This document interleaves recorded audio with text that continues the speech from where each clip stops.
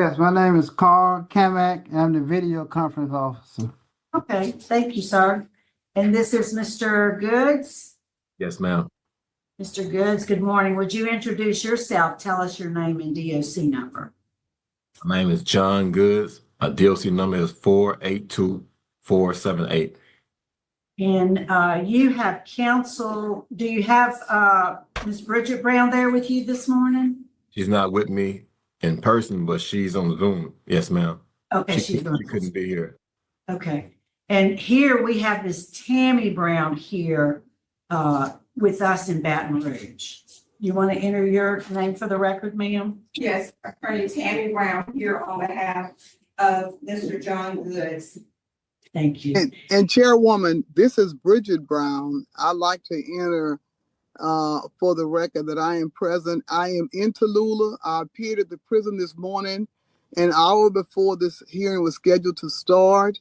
The warden and two of his employees were very polite and they escorted me off the premises because they explained to me that they do not allow lawyers to be present next to the inmate while the parole hearing is going on. So they escorted me off the premises and explained to me that I could participate by Zoom, but I was not allowed. So I didn't not show up. And I wanted to be clear that my efforts, and I've done 1,000 of these hearings, I've always gone to the prison, sat next to my client and participated. This morning, I was not allowed to. Yes, ma'am. I appreciate that. And it's our understanding that Ms. Tammy Brown will be making a presentation, and we'll ask her to do so shortly. Yes. The case was assigned to Mr. Barra, so I'm going to turn it over to him. You want to take her position? All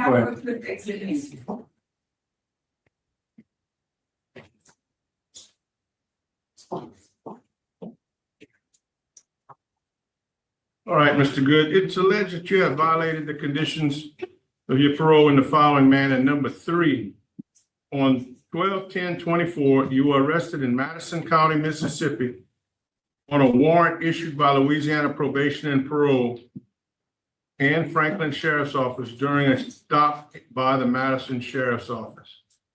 How do you plead to that? He pleads not guilty.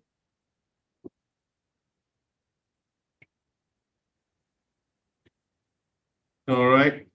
Also, on or about November 2024, Franklin Parish Sheriff's Office issued a warrant for John Goods on the charges of rape, amended to domestic abuse, battery, second offense, and domestic abuse strangulation. How do you plead to that? He pleads not guilty.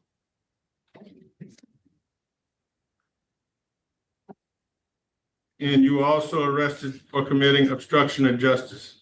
How do you plead to that? He pleads not guilty. All right.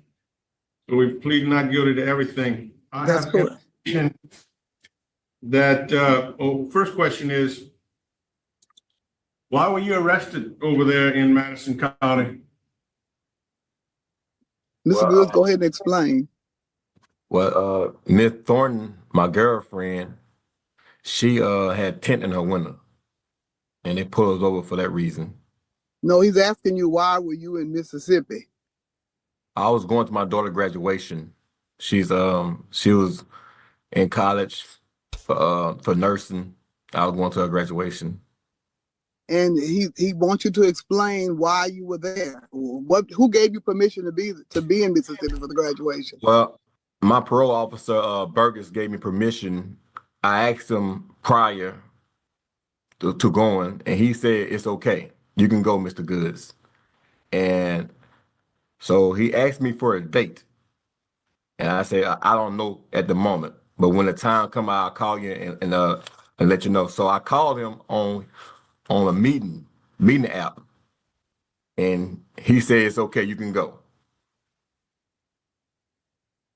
And right here on this paper, Agent Burgess was questioned by Goods' lawyer regarding the violation.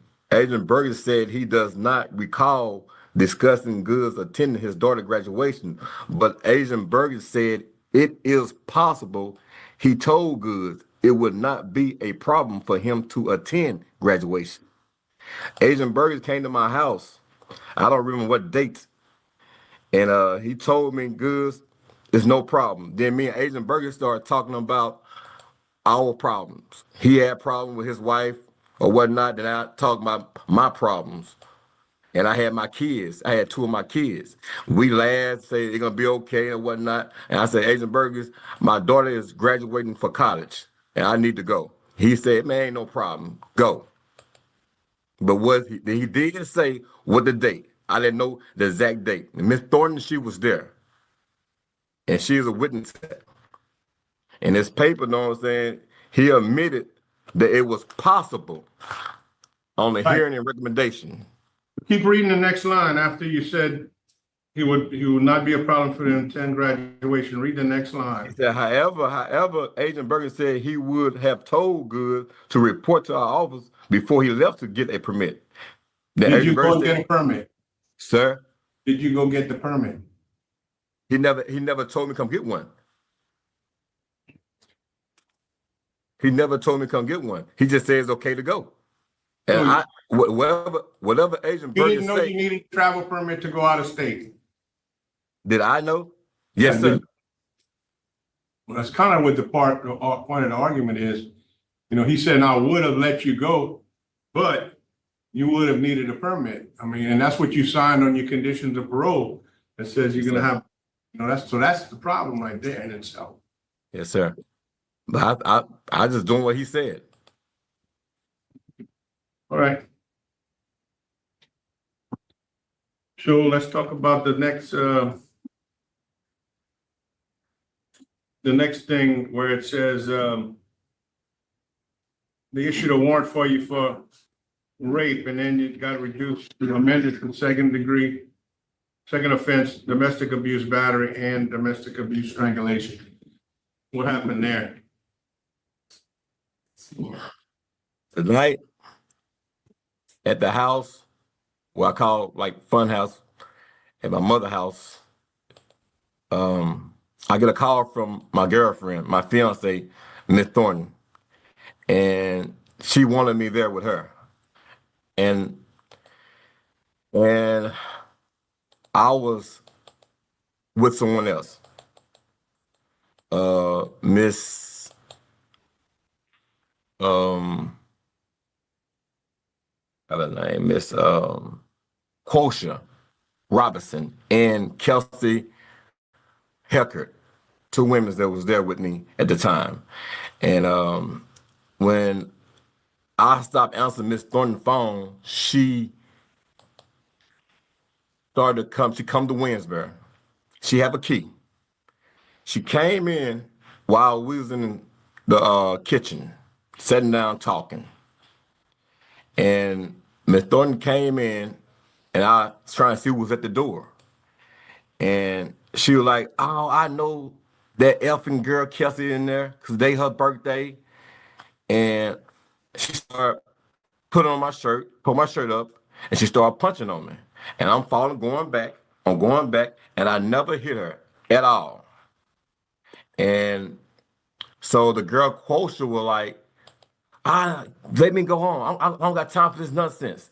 Kelsey took out running the room. And when I left to take Quosha home, and then I come back, Gigi was still there. Miss Thornton was still there. And she was like, I'm sick of this shit. All you do is cheat on me. This the fifth woman. And I'm like, baby, chill out. Just chill out. We was just talking. We wasn't doing nothing. We was just talking. And she like, I'm sick of this shit. I can't take it. And then I said, baby, chill out. Everything is good. And then we sat down, and then we started talking. And that thing, we started having sex. And then we go from the front room to the bedroom. And as we was in the bedroom, the door was still open. And we started making love. And she moaned and said, baby, why are you doing this? I love you. And I said, I love you too.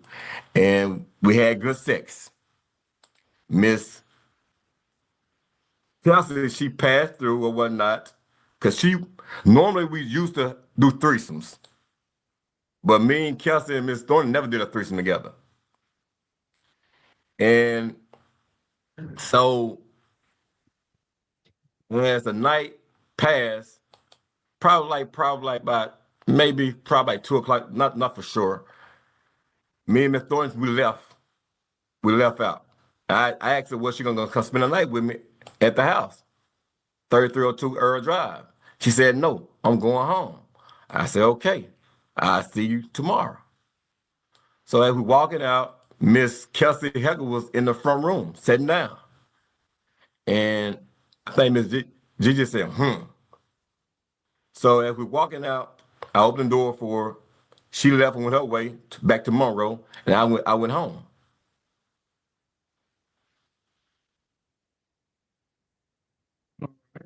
So you're saying that everything was consensual and Miss Thornton is lying about all of that?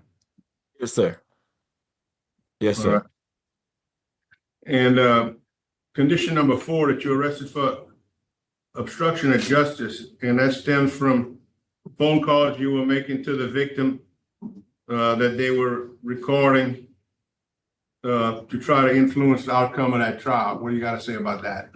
Well, Miss Thornton, she have a sickness problem that I do know of, and sometimes she flips, and I had to call my homeboy like, man, what is the sickness? His mom and his daughter have the same kind of sickness. Say, John, man, you gotta be able to know what I'm saying, to learn up on it first.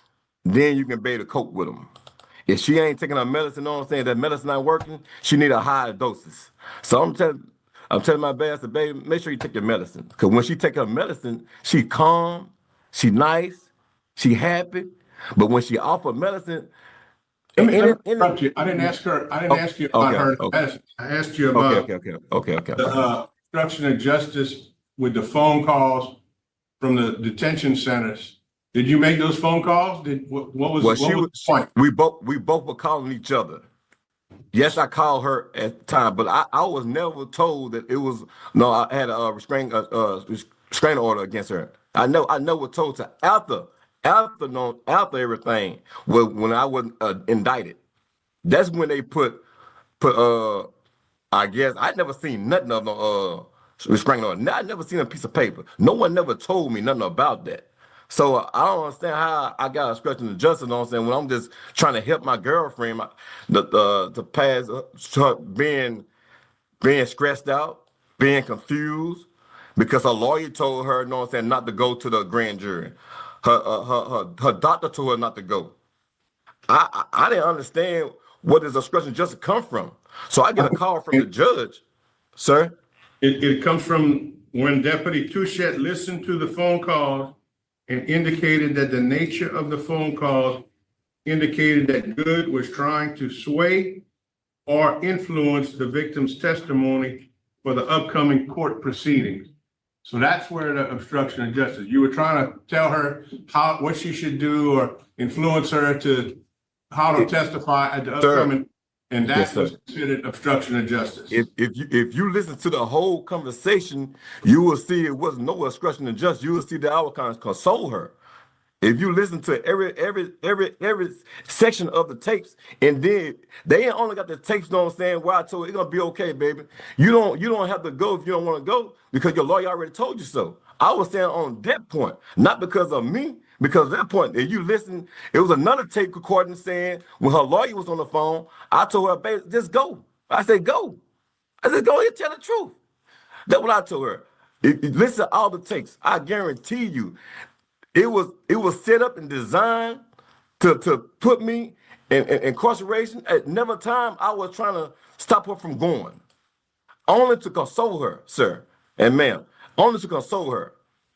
I promise, if y'all listen to them tapes, the whole tape, all of them, and you will see that I'm telling her, ma'am, the GG, do as you please. I can't make you go. I can't stop you from going. Your lawyer told you not to go. Your lawyer told you to plead the fifth. And you will see on her papers, the lawyer sent to the DA. And even the DA told her she didn't have to come. But when she got up there with my father, they said that she you come sign a paper and we'll get off the case. But they then pursue to get her a summons to come to the grand jury. She chose not to go. I basically want her to go to tell the truth because I want my name cleared. I want my name cleared. These people came in with a plea that, know what I'm saying, with no contest. If I was guilty, I would have took that plea. I took that plea. All I did 20. Deputy Tuchet that listened to the calls and made this statement that the calls indicated Goods was trying to sway or influence the victim's testimony in the upcoming court proceedings. He lied too? Say it again, sir. Well, I'm just trying to figure out, Deputy Tuchet listened to the phone calls and indicated that the nature of the phone calls that Good was trying to sway or influence the victim's testimony. Were you trying to sway or influence the testimony? Sir. Did you say, no, you shouldn't testify? That's what I'm getting at. You No, know, you no, keep sir. going around it. I And- only was trying to console her. I said, you would be, because she didn't want to come. She said she's scared of Winsburg. She tried many times to come and drop charges. Even her lawyer came to do a drop slip. And these people, and then I was not indicted. And then You keep going back to the same thing. Come on. I'm Oh, still under obstruction no. of justice. I'm on the phone call. When you talked to her on the phone, what did you tell her? You tried to console her. The deputy says you tried to influence her. Two different things. No, sir, I did not. Totally different things. No, sir, I did not try to influence her. No, sir. Yeah, that's at the end of that. Okay. I understand. All right.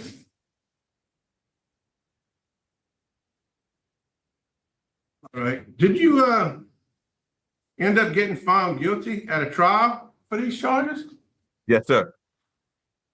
How can you still be? Go ahead. No, the trial was on, violation of, a protective order and for, simple, failure of a. So they were reduced charges that he found They were guilty of. reduced to misdemeanors. You were his lawyer for them? Yes, yes, I was one of the attorneys. Did you advise him he could be revoked for those charges? Prior to, the trial. Okay. And he pled anyway. Okay. Well, he And didn't plead, he pled- was found He did guilty. not. Found guilty. Okay. Thank you. Okay, I don't have any more questions at this time. Let's hear from go ahead, Ms. Tammy, you go ahead. Well, I will, let the witnesses speak first, All right. and I'll speak again. We have We have. Tammy Warren. Ms. Warren, go ahead and tell us what you have to tell us.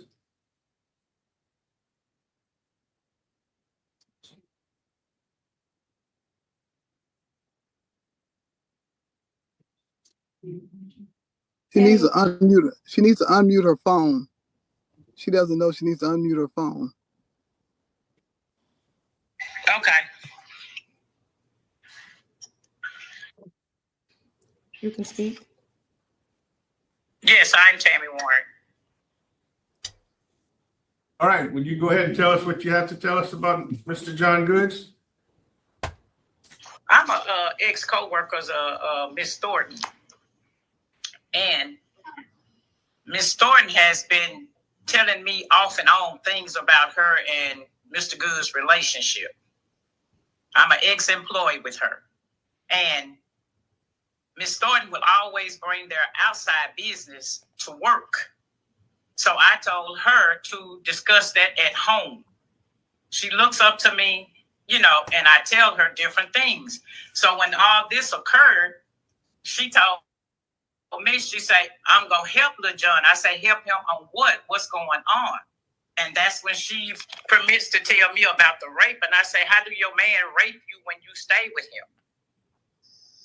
You know, and she was upset about that. And I say, why did you go to the hospital if you're going to help a person? Some lies are being told. And she say, I don't have a reason to lie.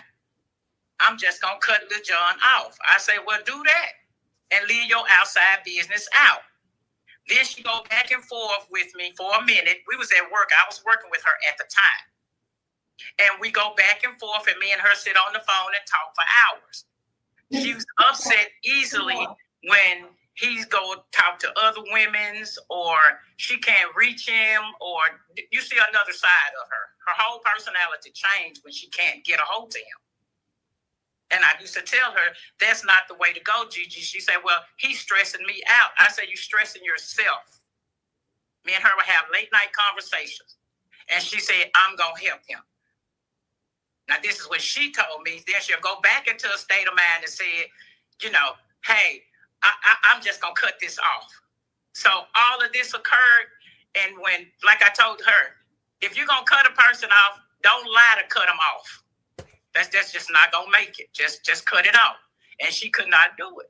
She'll call me another night and say she caught him with another woman.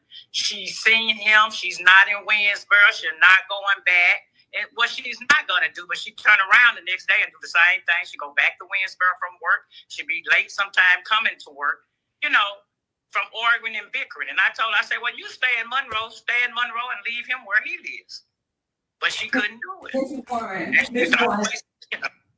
Ms. Warren, this is Attorney Tammy Brown. Did Gigi tell you that Mr. Goods did not rape her? Yes. Did she speak with you about going over state lines? She told me, yeah, she went on to the graduation. She said that she called me and said that they had arrested Lil John and that she went on to the baby graduation, which was his daughter. Did she tell you anything about her and her sister's plan for him to go across state lines with her after he had a warrant, after she had put a warrant out for him? She didn't tell me anything until the day they got caught. And I said, well, why did they stop you? And she said the tint on her window. And I said, well, why would they question him about anything if it's your tint? And she said, I don't know. And I said, that don't sound right. Did she tell you anything about the affidavits that she typed up?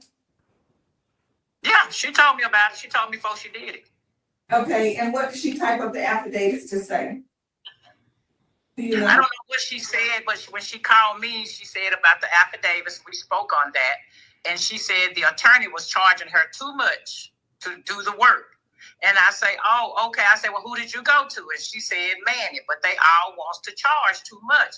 I can do that myself. I can go to the library and do it myself. And she went on North 18th Street in Monroe, and she did it herself. So she wasn't pressured to draft the affidavit. She typed it up herself. She typed it up herself. She said she can do it herself. She's not going to pay them all that money to do a piece of paper she can do herself.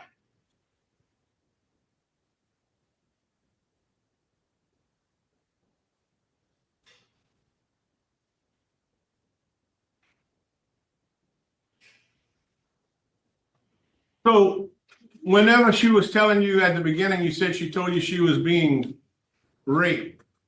Did you believe that she was being raped at that time? No. I asked the question, if Lil John raped you, why there was no semen? And she said, I took a shower. I say, well, Gigi, that don't sound right.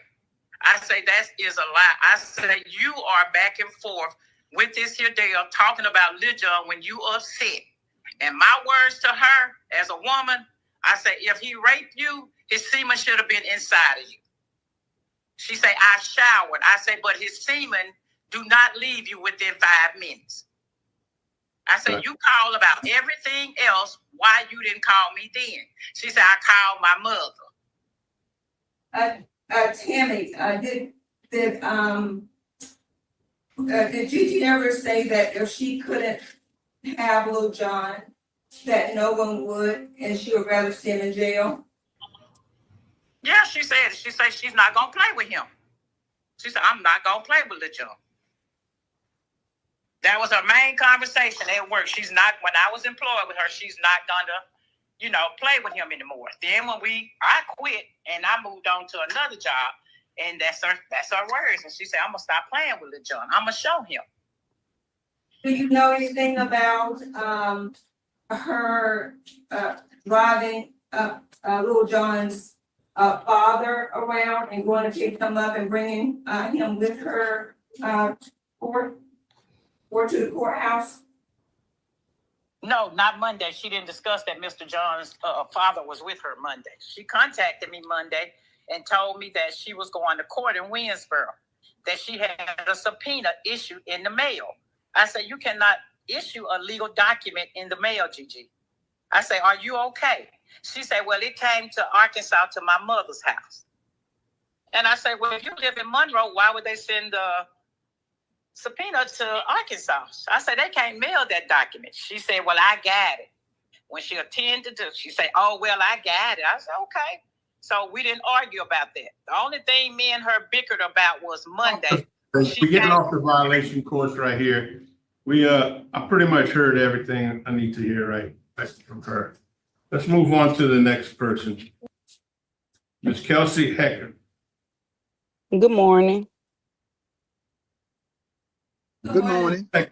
What do you have to tell us regarding Mr. Goods and what you know about the violations? I can say the only thing I could speak on is us being at the house, his family house, and me seeing everything that day. When we was at the family house, he had a girl named Quosha over there. I'm always there because if he need me to go somewhere, run and go, do for his son or something, I'm who he call on. I'm who he call on for anything, like to run to the grocery store, do anything for him. So I'm always at his house. And he had a girl named Quosha Richardson over there that night. And we heard the door unrambling, like somebody trying to get in. I don't know if she was getting in with the key or what. But Gigi ended up getting in the house and she just started going out. She started saying, oh, you cheating on me with the which wasn't nobody doing nothing. We was just sitting in the kitchen. And she started pulling on his shirt, and he kept telling her to leave. She wouldn't leave. And this not the first time, this the second time that she done came and did this. He'll be like, Gigi, leave, just leave, or whatever. She wouldn't leave. So the girl Quosha Richardson, she wanted to go home and he took her home or whatever. Gigi stayed there. I went in the back room. He came back. Gigi, they didn't shut the room door. I came out the room door and walked down the hall. Gigi was on top of him, but she said that he raped her. How could you rape someone if you how could you get raped if you on top of someone? You moaning saying, why are you cheating on me and you love him and all that. So as I'm walking past the hall, I see all that. I go sit in the living room. Like a couple minutes come by, she come out, they didn't look like they had been into it. And like she just was happy that she had got the love from him or whatever. And she walked, I guess she didn't like that she seen me sitting on the living room couch or whatever. And she had walked by, she said, So he just let her out and she left and that was that. Ms. Hecker, did you ever hear, Mr. Goods threaten, Ms. Thornton, or who you're referring to as Gigi?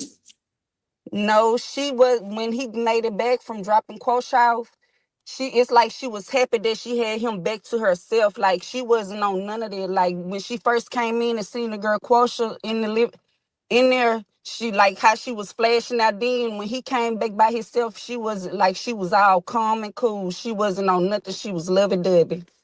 Did you ever hear her say no, or that she did not want to have sex?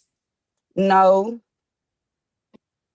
Did you hear them tussling or arguing or any of that when they were in the bedroom? No. Did you hear him or see him pull her hair or any of those things or hit her or anything? No, when she came out the room, her hair or nothing wasn't messed up or anything.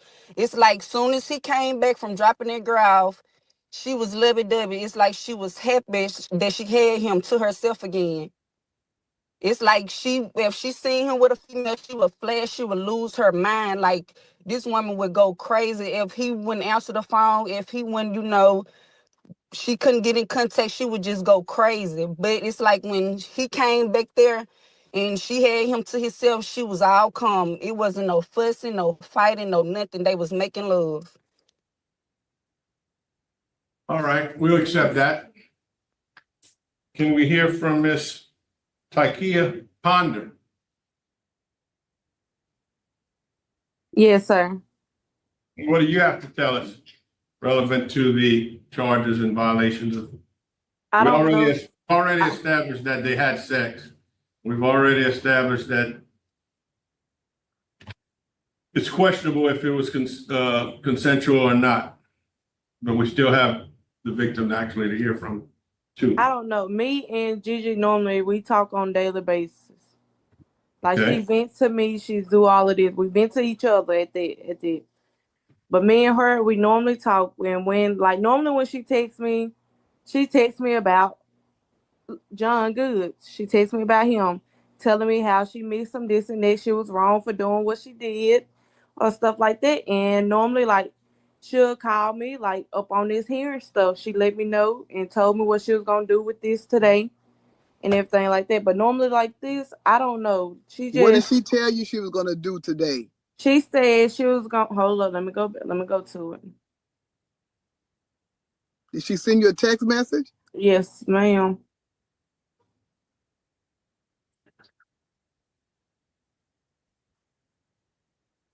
She said, I only called due to the board had contacted me.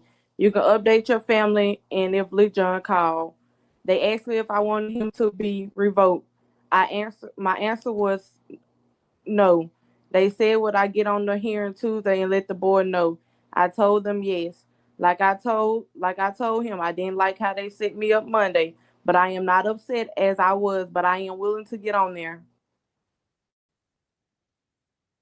Do you know anything about Miss Thornton, or who you're referring to as Gigi, contacting Mr. Good's family? I'm one of the family. She contact me normally. And has she been reaching out, trying to get in contact with family members and have them to call her? Yes, ma'am. She hold up. She What about- contacted ma'am. What about her contacting his dad or trying to get the dad to contact her? Yes, ma'am. She normally go pick him up. Does he drive? No, ma'am. She drive him. So when he would come to court with her, she would have had to pick him up and bring him to the courthouse or bring him to court? Yes, ma'am. She texted me the other day and she was like, hi. I was trying to get in touch with her because she didn't answer. So maybe if you call her and I can talk. There was my other cousin, Kale. And then they sat on the phone. She would screenshot me that they was on the phone. They talked on the phone for like 2 hours long. She was just venting. That's all she was doing. She said she need her partner back. She was wrong for what she did. She did not mean to go that way. She did not know that child was gonna go end up this far. Did family members pressure her? No, ma'am, we don't. You okay? Ms. Ponder, does she normally lie to you? Tell you false stories, or is? See, I don't. Y'all had a court meeting, a court thing happened last week. What she told me was different from what I'm hearing from everybody else in the court. All she told me was the lawyer turned on her. I don't know how the lawyer turned on her. She said she never knew she was supposed to get on that stand. But in your relationship with her, is she normally reliable? Does she normally tell you the truth, or do you find out she's lying later on? I found out she started lying later on. Like me and her, we normally talk until I found out some of the stuff she tell me will be a lie. Cause I hear the other folks' opinion about it, and they were like, "No, that's not what happened." Just like what happened in court. She told me one thing, but with the people that was hearing it up in court, they said what was said in court. All right, I think that's all we need from you. We have her, so I think we might as well hear from her. Let's hear from the attorney first. She Well, a victim you want- or not? No, Miss Thornton first. Well, wait. You know, we decide who goes when. I mean, she's listed as a victim. Is she the victim or is she in favor? We don't know. She We don't know what she's gonna say today. But according to the messages that she sent to Ms. Ponder and some of the other family members, she is Okay, that's good. All right.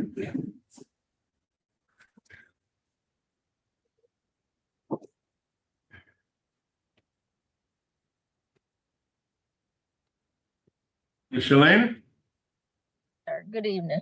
Good morning. why don't you go ahead and tell us what really happened?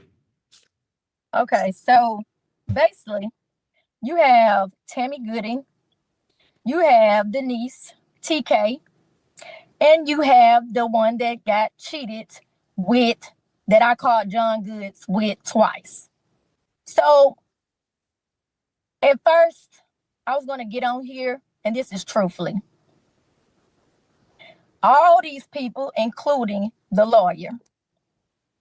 First of all, we went to court on Monday. I have been told since last Friday I was not going to be put on the stand. Never. I had a subpoena did come to my mom's address on October the 5th. I was there seeing about my mental challenged uncles. My grandmother has dementia. She's placed in a nursing home. So I oversee those two uncles. So I was there getting groceries, paying their bills for the month. When I was there, my mother called me and said, the mail carrier has a certified letter. I went and tried to find our route carrier. When I tried to find the route carrier, I couldn't find her. So I went back to the post office. My cousin worked there, but she wasn't present in the front of the building that morning. So the other lady basically told me, Shalana, here's the certified letter, but you got to sign for it. At that point, I did not know was the certified letter, where it came from, who it was from, nothing. So I had to sign for it. When I signed for it, I looked at it. It said Franklin Parish Courthouse. I immediately opened it. When I opened it, it was a subpoena. I contacted Major Wally, which was his best friend. That is the only person I have been talking to of 2025 for the last 4-5 months. If we're going to lie, we're not going to lie. We're going to tell the truth. All three parties of John Good's witnesses. So this is how this went. Monday, well, just starting the whole ordeal. Let me go from November the 13th. Yes, I have issues with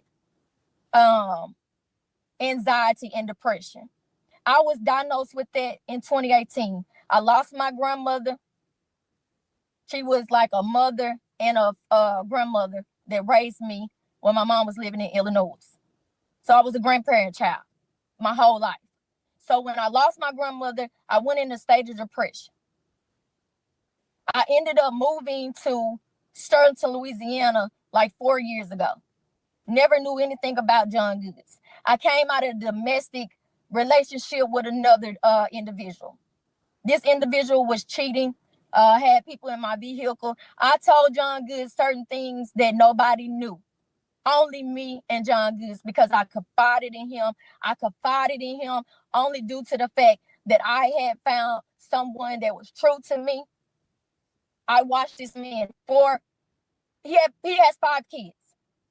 I watched, bathed, fed, provide.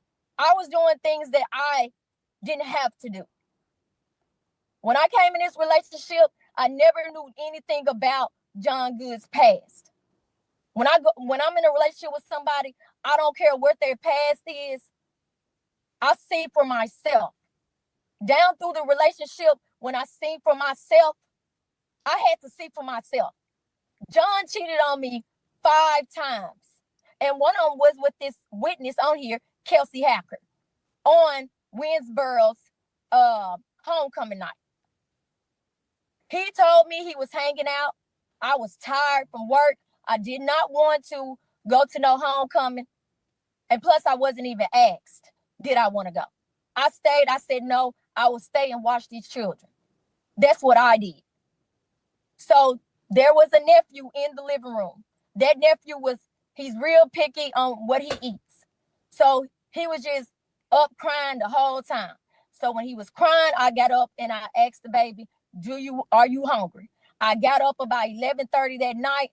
I got up. In my head, some told me to go to the Western Street house. When I did, this is the first incident. When I did, I caught him and Kelsey in the room, his clothes down. She had no idea. She said, "Oh, you got a girlfriend." Yeah, he got a girlfriend / fiance. He has both. He screamed, told her to get out. We had sex that night. We stayed there in that house, got up the next morning, went back over to the family house. Okay, that was over. Yes, I have had conversations with Tammy Gooden when she was employed with when she worked for me. But Miss Tammy, if you're going to sit here and lie, because when all this happened, hold on. You can't sit here and go after witnesses. I need you to give me the facts of what happened to you.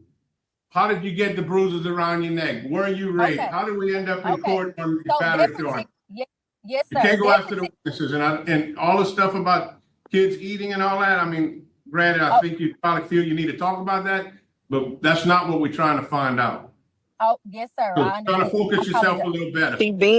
What we want to know is about that night. Okay, so that night That all the trouble happened. Okay, November the 13th.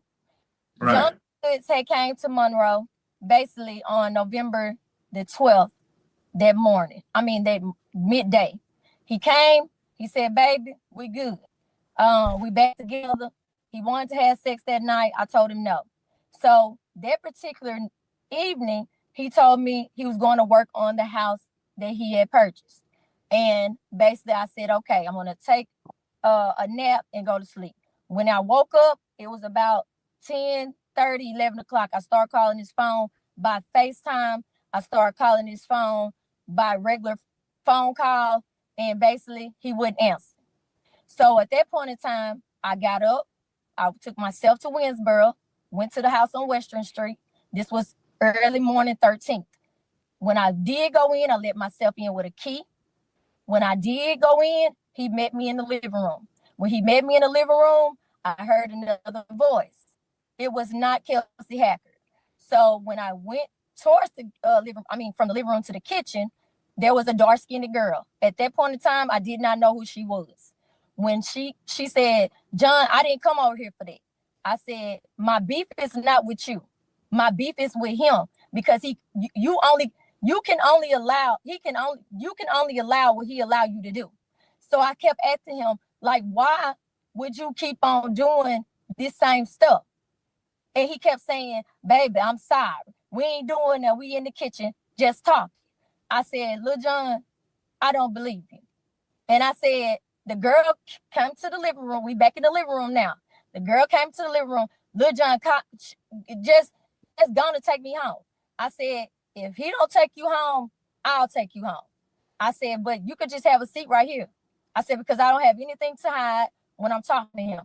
So basically, he kept on saying, "Man," because I told him, I said, if you do not give me the answers that I want, while you steady keep on doing this cheating and this having on women."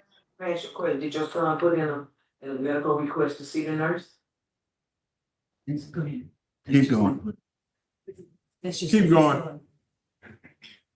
You talking to me? Can you hold on? One more thing? Just hold on 1 second. Keep on telling us your version of the story. John, you need to be quiet right now. It's not your turn. It's the There's somebody at the facility. Whose turn is that? Who's talking? I think that's the Oh, somebody. But it's not John. all right. Disregard the background noise. Finish with your story. Okay, so basically we're in the living room. The girl ended up walking out the house. She got in the truck, and he said, I'm just finna take her home, Gigi. I'm finna take her home." I said, "Okay, if you don't come back, I'm about to call Kevin Cobbs." And he already knew I was gonna call Kevin Cobbs. So at that point in time, he did come back. We had a conversation. We were in the kitchen. At that point in time, when he was gone, I walked that whole house. I walked the whole house. Only room I did not go in was the room that he was still fixing on, was the master bedroom.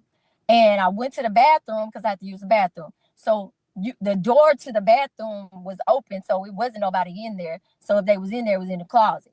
So basically, when I did come back to the living room, he wasn't in the house at that point in time. When I came back to the living room, he had came back from bringing the dark-skinned girl home.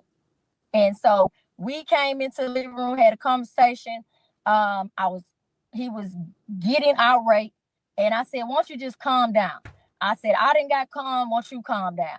So we both went to the living room. He wanted to have sex. And I told him, no, I don't want to have sex because it's not going to make the problems go away that you're doing. So basically at that point, he did go to the, went from the living room to the room. I asked him several times, basically, why are you doing this? Why are you doing this? He said, baby, you my main woman. You my main woman. I told you I wasn't leaving. I said, okay. And I still didn't want to have sex, but we had it anyway. So at the end of the day, when we did leave, Kelsey Hacker was nowhere in no living room. So I don't know where that came from. That must be a story that they're making up. But Kelsey Hacker, she was not in no living room. I never made no hump. I never said none of that. This camera's all in this house. So if I said that, and if she was in that living room, then the camera should have picked her up in the living room because I know exactly where the cameras were. So at that point, me and John Goods only left that house. Kelsey Hacker was never in the living room. And we left. I followed him back over to the family house. And when I did watch and make sure he was parked, I drove myself back home. So we had a little tussle during that night. Now, I do have to be honest. He never put his hands on me. I pushed him. I tore his shirt on that point. But anything else with a medical condition saying that I called you this past week or I tried to talk to you or tell you this or tell you that, no, that's not the truth. And the only reason why I picked Mr. John Martin up is because he doesn't have a car. Mr. John has never did anything to me, never did no kind of harm to me.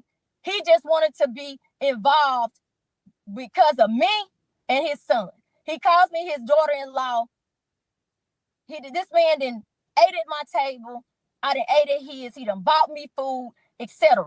But this man has never did anything to me, so I don't even know where that came from. I never said that a family member threatened me, and I've never tried to contact a family member even after this. I just had family members calling me, asking me how the case went. And I was told, I got a question for you. I got a question. You told the police a different story than what you're telling us right now, correct? And you told them that he had raped. When I told the police what. And you had them photograph pictures of your neck. Your neck's all bruised. Correct. We looked at the photographs. How did all that happen? Why did you tell? How my neck got real red. When my neck was real nails, I wear artificial nails, and I was scratching. And basically, when John was pushing me back, just so, like I said, when he was pushing me back, he basically did not hit me. He basically was just trying to move me away from it. So that part is how the scratch got on my neck, the little bruise. But at that point, when we were in the bedroom, we call it rough sex. His hands went around my neck. So some of that could have been or couldn't have not been. I just know his hands was around my neck in the bedroom. We call it rough sex.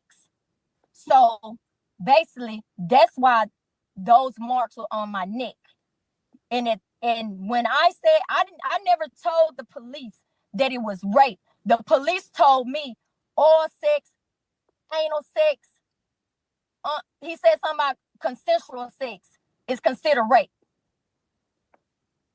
I was in a vulnerable stage at that point where I was on my medication. I was on pain medicine for my leg. And basically, when I did contact Winsboro Police Department, the first thing I said, I want to report when my sister told me, you need to tell them that y'all had an altercation or y'all had a disagreement. That's what I told Marvin Scott. Scott started telling me about his previous history, how he sell drugs, etc. And basically I said, that's not my position of calling you. My position is only to call you to let you know what altercation we had. So basically, he told me, well, I got to call the sheriff's department because I told him I didn't want to talk to you because you related to the family, and I didn't. So basically, that's when he told me that I needed to, there would be somebody calling me later on. I was at work.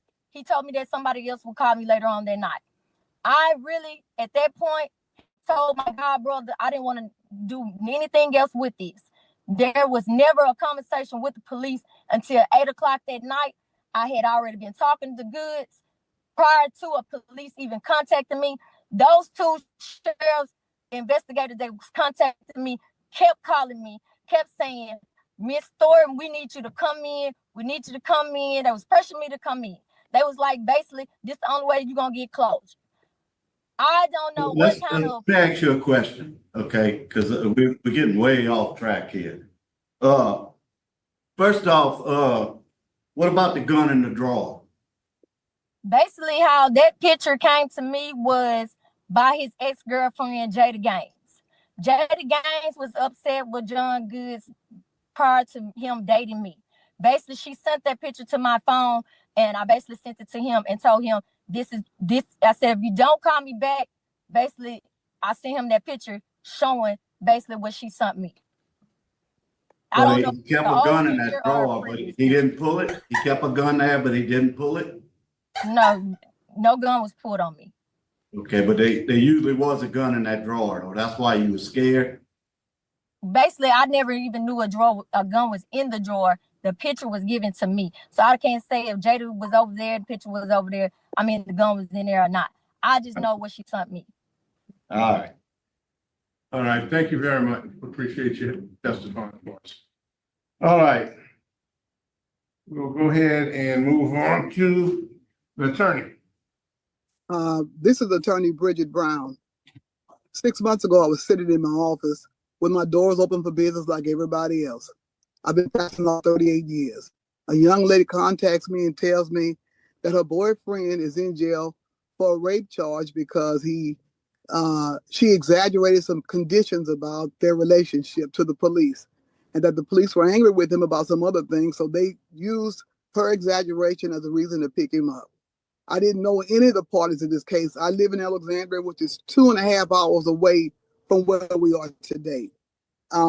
That young lady also told me that even though she initially cried rape to the police, she hired 3 lawyers and executed 3 affidavits notifying them that she had not been raped and she did not want to go through with these charges.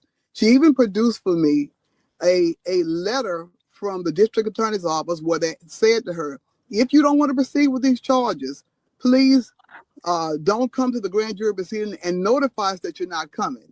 She didn't just notify them that she wasn't coming and she didn't want to proceed. She hired 3 lawyers who executed affidavits for her.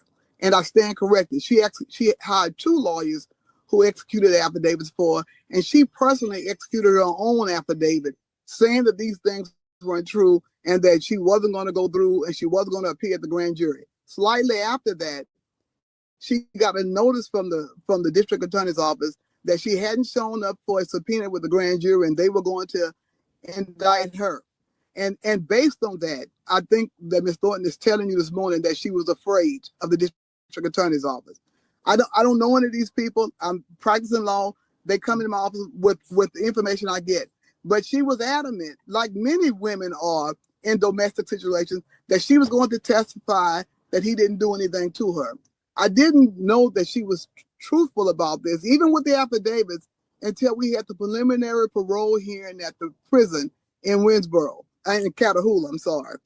In front of 2 parole officers, she testified just to what she testified to today. Nobody raped me. I never saw any gun. We had a disagreement.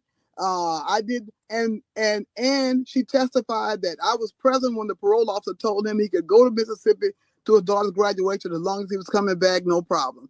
That is how she testified at the parole hearing inside the prison. And so I used to have a question in my mind as to why DAs didn't charge certain crimes. That was cleared up in this case because the charge went from rape to violation of a condition of bond. Mr. Goods never got out on bond. The bond condition set in the record says if you get out, you cannot contact Miss Thornton. He and Miss Thornton talked all the time. When I asked if there was any type of restraining order or prohibition against them contacting each other, Miss Thornton brought to me the third affidavit from her lawyer saying, I never asked for a prohibition against talking to Mr. Goods. I don't want that to happen. I want to contact him. I want to talk to him. So imagine my sheer shock at the trial on this past Monday when she got on the witness stand and said that his family and I had threatened her and that we had made certain allegations against her to force her to not either appear at a hearing. I'm an officer of the court. I don't encourage people not to follow the law. I have practiced law for 38 years. My reputation stands for itself. So when she came into court and started explaining that she was changing her story back to what she told the police, she said, it's because you encouraged me to not come. You encouraged me to lie. I don't do that. That's called suborning perjury. So when we get to the hearing, the charge goes down from rape to obstruction of justice to violating a prohibition against contacting the victim if he gets out on bond. Mr. Goods has been in jail for 11 months. He has never bonded out.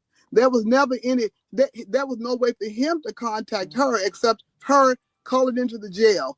When we put that evidence on the stand from the officer who you named earlier, that I said, well, how can he get in touch with her? He's in jail. The response was he's in jail, and she's contacting him. And her story at that point was the family is contacting me and pushing me into changing my story. So the gentleman on to your left, Madam Chairwoman, who to your right, who said to you, well, we decide who talks here. You're correct. Let her talk. What is she going to say? I don't know. I don't know. I didn't know coming into this hearing this morning what she was going to say because I have had several different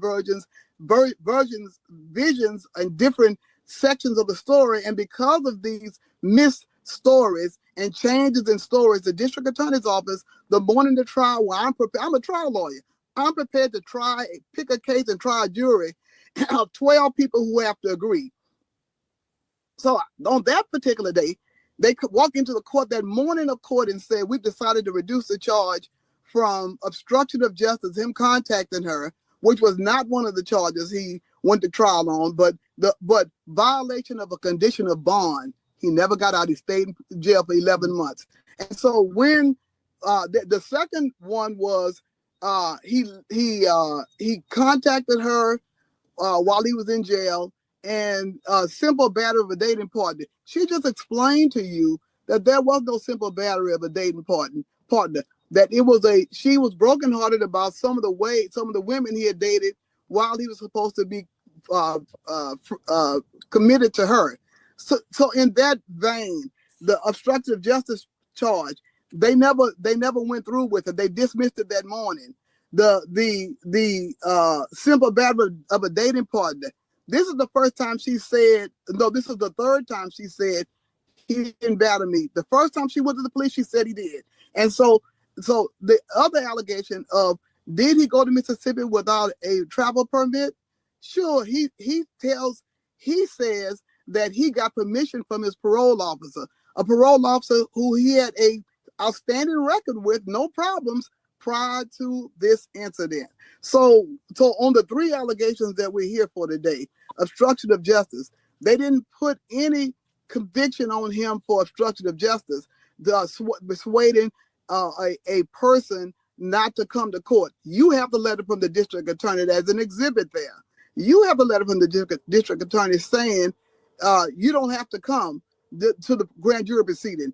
On the second allegation, rape reduced to simple battery of a dating partner, she just told you that it didn't occur. And then on did he go to Mississippi without a permit? He got oral permission from his parole officer in front of his Gigi Thornton. And she was our witness on whether he got permission to go. That was an issue at the parole hearing, at the preliminary parole hearing. It was not an issue at trial. So I will say this to you.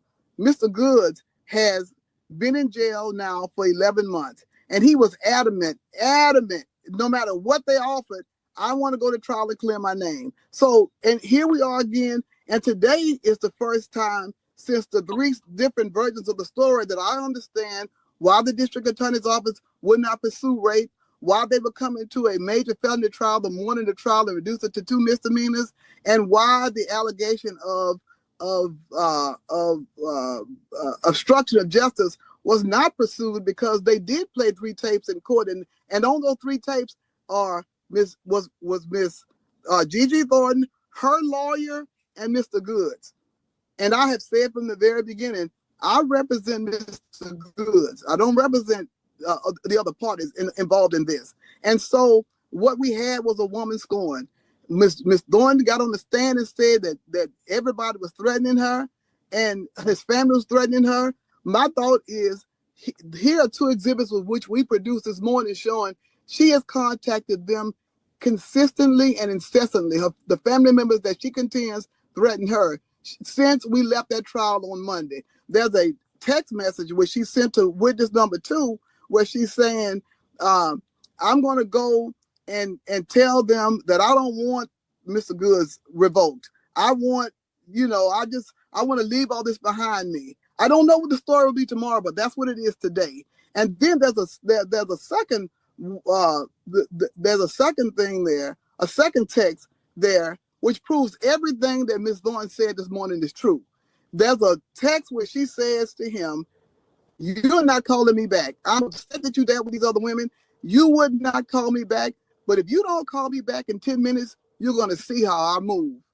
That was the most, and it was after the district attorney's office gave me that text that I realized, well, that's why they're not pursuing rape, because she's threatening him before the arrest. And in the car going to Mississippi, when they stopped her for a tip, Miss Thornton was in the driver's seat. He was on the passenger side. So there was no threat of harm to her, no obstruction of justice to her, no threatening of a dating partner. And for the record, Mr. Goods filed a motion to reconsider sentence. Now, this board is well aware that a felony trial involves 12 jurors. A misdemeanor charge, you're only allowed to have a bench trial. And so we were trying as best we could to avoid a bench trial because I wanted to be able to present all this evidence before a jury. When you get to a bench trial, the district attorney's office only needed the judge to find him guilty of something so we could come before this board, which we've been trying to get to for months, to come before this board and explain he didn't do anything to Ms. Thornton. And for 11 months of his life, he's been there. To that extent, I filed a motion to reconsider sentence. The day after, I filed a motion for a new trial, a motion to reconsider sentence. I cannot file the notice of appeal until the judge rules on the motion to reconsider sentence. But we have the motion to reconsider sentence. The stamp copy is going to let you know he plans to appeal and clear his name on these 2 misdemeanor charges. We're asking this board to give him the same sentence that the judge gave him. You've been in jail 12 months, Mr. Goods, because this all happened November 10th of last year. He was arrested. You've been in jail 12 months. I'm going to give you 6 months on the first misdemeanor, 6 months on the second, and you go down to the parole board and take your chances. So as I said, we're asking this board in our position paper, we asked this board to give him 9 months on everything with credit for time served, so this matter can be placed behind Ms. Gigi Thornton and Mr. Goods.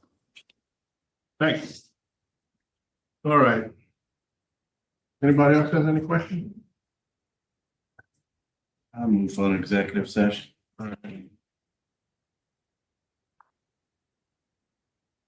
Okay, Byron, yes. Renata, Yes. Freeman. Yes. And I think we go back into regular session. Second.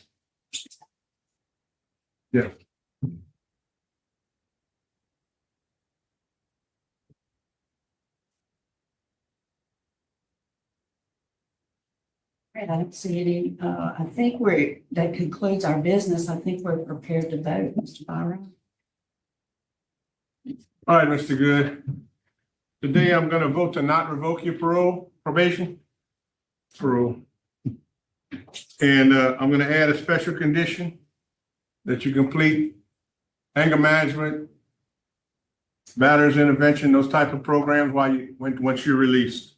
And that you have absolutely no contact with Shalana Thornton. Cannot go within a mile of her. Yes, sir. Mr. Freeman. Thank Okay, I'm gonna concur, but stay away from the victim, okay? Yes, sir. First off, I think it's nothing but trouble for both of y'all. So y'all Yes, sir. stay away from each other and, you spent a year in already, so my vote is also not to revoke. Thank you, sir. All right, Mr. Goods, this has been very complicated all the way around. You did plead to, no, you didn't, you were found guilty of criminal activity, I'll say that. But I don't find that, Gigi's testimony at any point in this whole thing was, incredible. So I do agree with my colleagues. You've been in jail a year, almost a year. So my vote is do not revoke. We'll issue you a reprimand and add the special conditions that Mr. Byron went over. Thank y'all. So, Thank y'all. Thank you to each board member for hearing us. Let's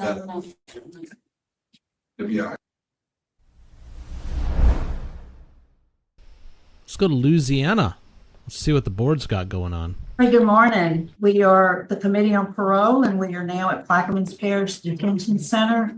Today is November 12th, 2025. My name is Cheryl Renatza, serving as chair of today's parole panel. I have Mrs. Carolyn Stapleton seated to my right, and on Zoom, we have committee member Mrs. Jerry Ledoux participating. And we have Mr. Legnon. Did I pronounce that correctly? Yes, ma'am. Would you, sir, introduce yourself? Do tell us your name and DOC number, please. Good morning. My name is Stephen Legnon. My DOC number is 614622. Right. Thank you, sir. Mr. Legnon, I'm going to read some identifying information, and then I need you just to tell me if it's correct or not. I'm going to turn it over to Mrs. Stapleton because your case was assigned to her. Yes, ma'am. You are classified, Mr. Legnon, as a second felon offender. You're currently serving a 7-year sentence for aggravated battery. You were sentenced in Terrebonne Parish. Your parole eligibility date was December 8th, 2025, and you have a good time date, which is June 10th of 2027. Is that information correct, sir? Yes, ma'am. All right, would you answer? Let me just acknowledge you have your girlfriend, Miss Ford is on the line with us, and she's asked to speak, and we'll call on her shortly. Yes, ma'am. Answer Mrs. Stapleton's questions. Okay, good morning. Can you tell us what you did and why you think you should be getting out early? My charge was attempted second-degree murder, and I've learned my lesson about my charge. I admit to my crime, and I need to go home and get back to work so I can take care of my kids. I have 3 children at home. Since I've been incarcerated, I've changed a lot. I learned about my mistake. I learned myself and how to deal and manage with my emotions. I actually completed Mr. Artemis McFarland's substance abuse program. I have my certificate right here. It was a year of intensive program. I'm actually in anger management at the moment, and I also will be starting college in January. And whenever I'm pursuing a business degree, and whenever I go home, I plan to continue pursuing my business degree. so I can start and run my own business when I go home. Well, it sounds like you're accomplishing a lot of good things in your life while you're in jail. Yes, ma'am. I mean, that's really good that you're taking advantage of all of those things. Yes, Now, ma'am. the police report, as I do it, you want me to let the girlfriend talk first? It's up to you. Okay. While we're on this subject, I don't know how your victim's doing, okay? Because Yes, what I ma'am. read was you ran over the victim deliberately. Yes, ma'am. Do you know what kind of injuries your victim suffered? No, ma'am. Were you required to pay any kind of restitution for medical expenses or anything? No, ma'am. Because you ran over him, I guarantee you there were some. So there's consequences that he's suffering that, and I don't know what he was doing with his life whenever you ran over him. Yes, And the way ma'am. I read it was the witnesses said that you sped up and ran over him. It was Yes, deliberate. ma'am. Yeah. So, and it was a jealousy issue. So you're taking anger management. Yes, ma'am. Okay. And substance abuse. Yes, ma'am. I see where there was some Suboxone in your wallet. Yes, ma'am. Were you trying to get off drugs at that time?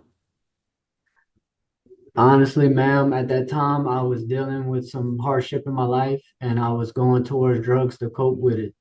And me being under the influence is one of the reasons why I lost control of my emotions and did what I did. But since I've been in Mr. Timus's class, I learned a lot of things that I wasn't aware of then that I'm aware of now, especially when it comes to, the disease of addiction and, how it can affect us and the steps we have to take to be able to overcome that and change. And since I've been incarcerated, I've been sober, I've stayed on my medication, and I plan on doing the same thing whenever I go home. And during my incarceration, I've actually learned myself, got to know myself a lot better. And I've learned to manage my emotions a lot better because you deal with a lot of different personalities and people in prison. And I figure if I could do 5 years in here and not get into it with nobody and get in any trouble, I think I'll do just fine when I go home. Well, it sounds really good, everything that you've got to say, and it sounds very positive about your outlook also in life because you are progressing and moving forward. Has anybody introduced to you like something like the accountability letter that you can write to your victim? Now they have to choose whether or not they want to get it, things like that, because you can't have any contact with your victim, but DOC offers that. Have you thought about, that's a victim awareness. I haven't got a chance to get into the class and nobody's spoken to me about it since I've been here. Well, why don't you ask about victim awareness while you're there? I have, but the way they set things up here, you have to be a certain amount of time short to get in the classes. And I've tried, I've wrote and asked and asked and asked and asked, and I've just taken whatever they given me. But I've been here 2 years, a little over 2 years, and I've taken everything they can give me, ma'am. I can only, do what they allow me to do. But you're telling the truth there. That's exactly right. What about so your reentry programs and your pre-release? Has there been any conversation about that? Yes, I've talked with them and they don't have any openings for the class right now. They just put me in anger management whenever I told them I had my parole hearing. I showed my caseworker the paper. I said, hey, I got a parole hearing on the 12th.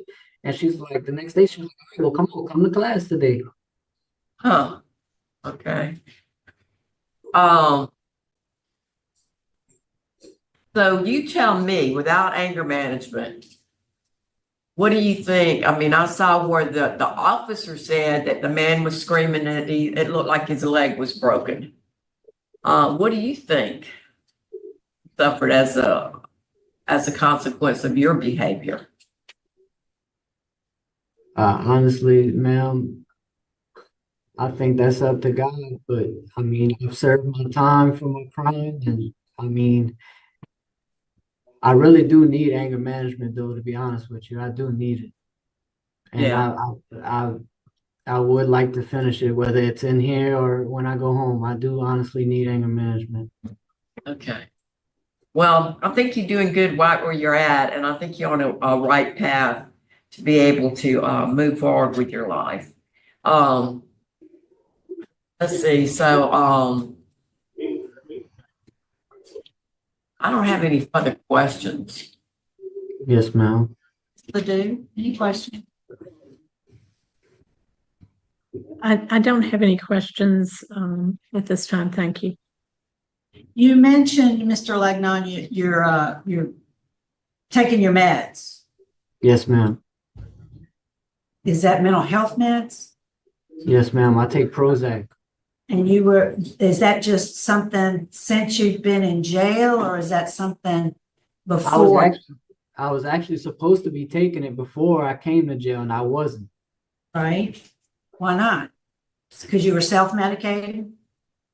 Because I was choosing not to take it, ma'am. I was making bad decisions not to take my medication. And honestly, if I'd have been sober and been taking my medicine, I wouldn't be in here right now to this day, man. Right. You realize that now. Yes, ma'am. So how did you know the victim? Do you know his name? I think his name was Curtis. I mean, he was intimately involved with the mother of my child.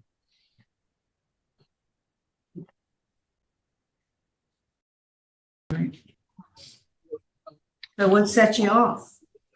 Did you see any? Jealousy. I was in a relationship with her at the time, and she was cheating on me. All right. So whenever you get out of jail, what's your transition plan? I mean, you talked about wanting to finish your, business degree, and what you mentioned your own business. What type of business would that be? Well, actually, my girlfriend, she started a trucking business, and whenever I go home, she wants me to take over and run it for her. Me and her are gonna work together on that, and we plan on settling down and getting married. How long you been in jail? 5 years and 2 months. All right. I don't have any other questions. I think we're ready to vote. Mrs. Stapleton? Okay, at this time, I'm not going to, I'm going to deny your parole because, you were originally charged with attempted second-degree murder. It could have easily been that. So it was very serious what you did. You deliberately ran over this man. And also there's law enforcement opposition. And you do need to finish up the classes, like you said, your anger management class and substance abuse class. You need to be able to finish up their classes. Mrs. Ledoux?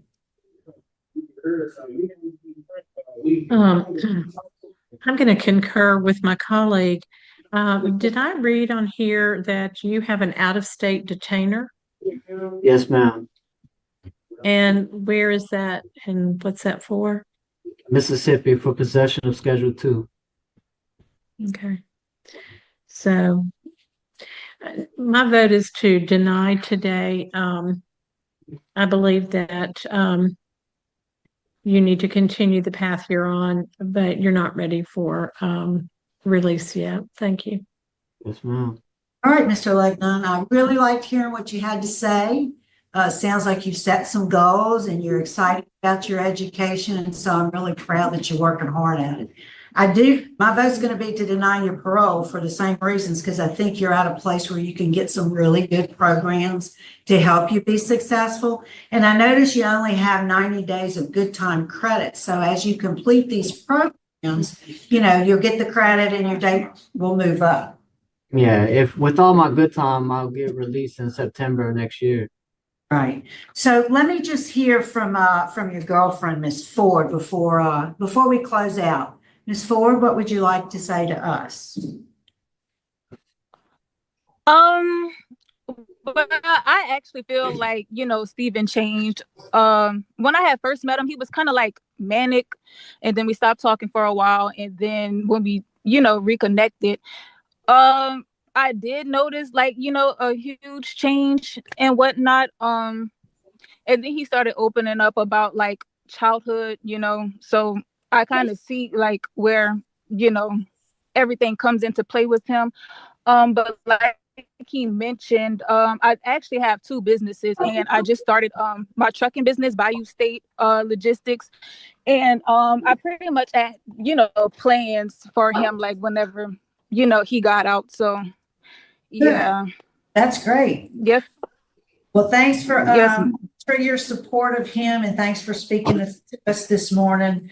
But he's got the good plan. He's got to work it. So good luck to both of you. That concludes our business in Plaquemines. We're going to sign off. It's 10:08. Let's go to Louisiana. Let's make that happen. 2025. Time is 9:02 a.m. My name is Cheryl Renassa, serving as chair today. I'd like to ask for a roll call, please. Ms. Renata? Here. Ms. Stapleton? Here. Mr. Prater? Here. Mr. Tibbetts? Here. Mr. Freed? Yeah. Madam Chair, we have a call. Thank you. We are at DOC headquarters in Baton Rouge. I'd like to get the staff here at headquarters. Please introduce yourself for the record. Bill Cavalier. Jack McCollum? Chicky Prater? Parole? Francis Avenue. All right. Our first item on this morning's agenda is review and approval of the minutes from Thursday, October 30th, 2025. Those are included in your packets. Are there any corrections? All right, I'll entertain a motion to approve the minutes. I'll make that motion. Second. We have a motion by Mr. Prater, second by Mr. Freeman to approve the minutes from Thursday, October 30th, 2025, as presented. Is there any objection? Hearing none, those minutes are approved. And so we're ready to start our regular business. The next item is consideration of application for clemency or pardon, and we will allow public comment on requests before any action item. So our first remote location this morning is at Catahoula Correctional Center. Mr. Augustine, good morning. Good morning, ma'am. Are you, is there an officer in the room with you? Yes, ma'am. Hi, I'm Tanya Stevenson, the transition specialist. All right, thank you, Ms. Stevenson, for accommodating us this morning. So, Mr. Augustine, would you introduce yourself, tell us your name and DOC number? I'm Anthony Tyrone Augustine, DOC number 430160. All right, Mr. Augustine, I'm just going to read some identifying information into the record. I'll ask you to verify if it's correct, and then I'm going to turn it over to Mr. Prater, seated to my immediate right. Your case has been assigned to him, so he'll take it from there. You ready? Yes, ma'am. All right, Mr. Augustine, you're here this morning seeking a commutation of your sentence. You were sentenced in the 12th Judicial District of Boyles Parish in August of 2000 for a manslaughter conviction. You received a 40-year sentence. You do have a good time date, which is December 23rd, 2033. Is that information correct, sir? Yes, ma'am. All right, Mr. Prater. Okay, Mr. Augustine, how are you today? I'm okay, sir. How about yourself? Okay, I'm doing good. I'm doing good. Thank you for asking. Okay, we've got a number of people here that are in opposition, and we'll get to those in just a minute. But what we like to do as a board, we like to find out a little bit about you and a little bit about your history since being incarcerated, how you've done, and what you think about the crime. And then we want to hear from somebody from Catahoula there, if there's anybody there that would be willing and knowledgeable to speak about your behavior at the institution. So to begin with, Mr. Augustine, would you tell us what got you put in jail and what you think about the crime and what you've been doing since then? Well, February 2021, I committed a horrible crime that, I wish I could take back, but I took the life of a mother, a daughter, a sister, a friend, and I hold myself accountable for the actions that I have done. But since my incarceration, I have taken numerous classes, such as substance abuse, anger management, cage of rage, thinking for a change. I have several Bible courses at colleges that I've completed and graduated from, GED. But like I said, I'm holding myself accountable for what I have done, and I have worked hard constantly. I'm still working daily to become a better person, a better man, a better brother, a better father, a better friend, Okay. All right. Well, that pretty well wraps up your statement. You've covered all the high points of what I wanted to hear. Let's hear somebody from Catahoula. Who's in the room there with you? I'm sorry, I missed the name. Tanya Stevenson, the DOC transition specialist. Yes, ma'am. Do you know this fellow very well and how he's behaved since he's been there, and how long has he been there? I'm not sure how long he's been here, but he has no behavior problems. He was a trustee here at the main facility, but he's at the parish jail where he is a trustee there. Okay. All right. Well, thank you. I appreciate that information. You're welcome. Okay, well, let's move on now to those folks. We don't have anybody speaking on your behalf that have signed up to speak, but we have a number of people to speak against this request for commutation of your sentence. And so we'll begin. We have three people that will be speaking. We have Kia Greenhouse Allen, we have Cheryl Lewis, and we have Casey Greenhouse. They will be speaking. Now, there's a number of people that are here in attendance, and I don't know if you can see them or not, but it's J-Nex Greenhouse Jr., LaShawn Dixon, J-Nex Greenhouse Senior, Marie Jacobs, Chiquita Greenhouse, and Kim Greenhouse are also here, but they will not be speaking. They're just here for support and or support of each other, I would say in opposition of your request. So between Kia, Shara, and Casey, I will let y'all decide who will be first. When you speak, would you go to the podium? Please speak up so we can hear you good here at the board and on the microphone, and tell us what you have to say as far as your opposition. So whoever would like to go first, please introduce yourself. Hi, I'm Sheree Lewis. Okay, and let me apologize. I'm sorry, you were on Zoom, and I was introducing the folks that were here also. Yes, ma'am, you're on Zoom, and introduce yourself again. My name is Sheree Lewis. Okay. And I'm Sabitra's best friend. Okay, and tell us why you're in opposition for this. Basically, because and I hear when he says that yes, he want to change, that he change and becoming a better person, but on the other end of it, he gets a second chance. Like he gets a second chance at life or whatever. My friend don't get a second chance, and he was selfish. I mean, he took a selfish move. You took her because of being selfish, and you left her child there with her, and yet you think you deserve another chance, which no, I'm not God and I'm not doubting that, but I'm just totally not for it. No. Okay. All right, Miss Lewis, we appreciate you taking time to give us your thoughts on this. Miss Allen or Miss Greenhouse, who would like to go next? I'll go next. Hello, Okay. my name is Kia Greenhouse Allen. I am the cousin of Sabitra Allen. I wrote a statement. I would like to express my strong opposition to the potential parole of Anthony Augustine for the murder of Sabitra Greenhouse. His actions not only resulted in the tragic loss of an innocent life, but they also left a lasting void in the lives of her daughter, Casey, and our family. Sabitra was murdered in her parents' home, a place that should have been a sanctuary.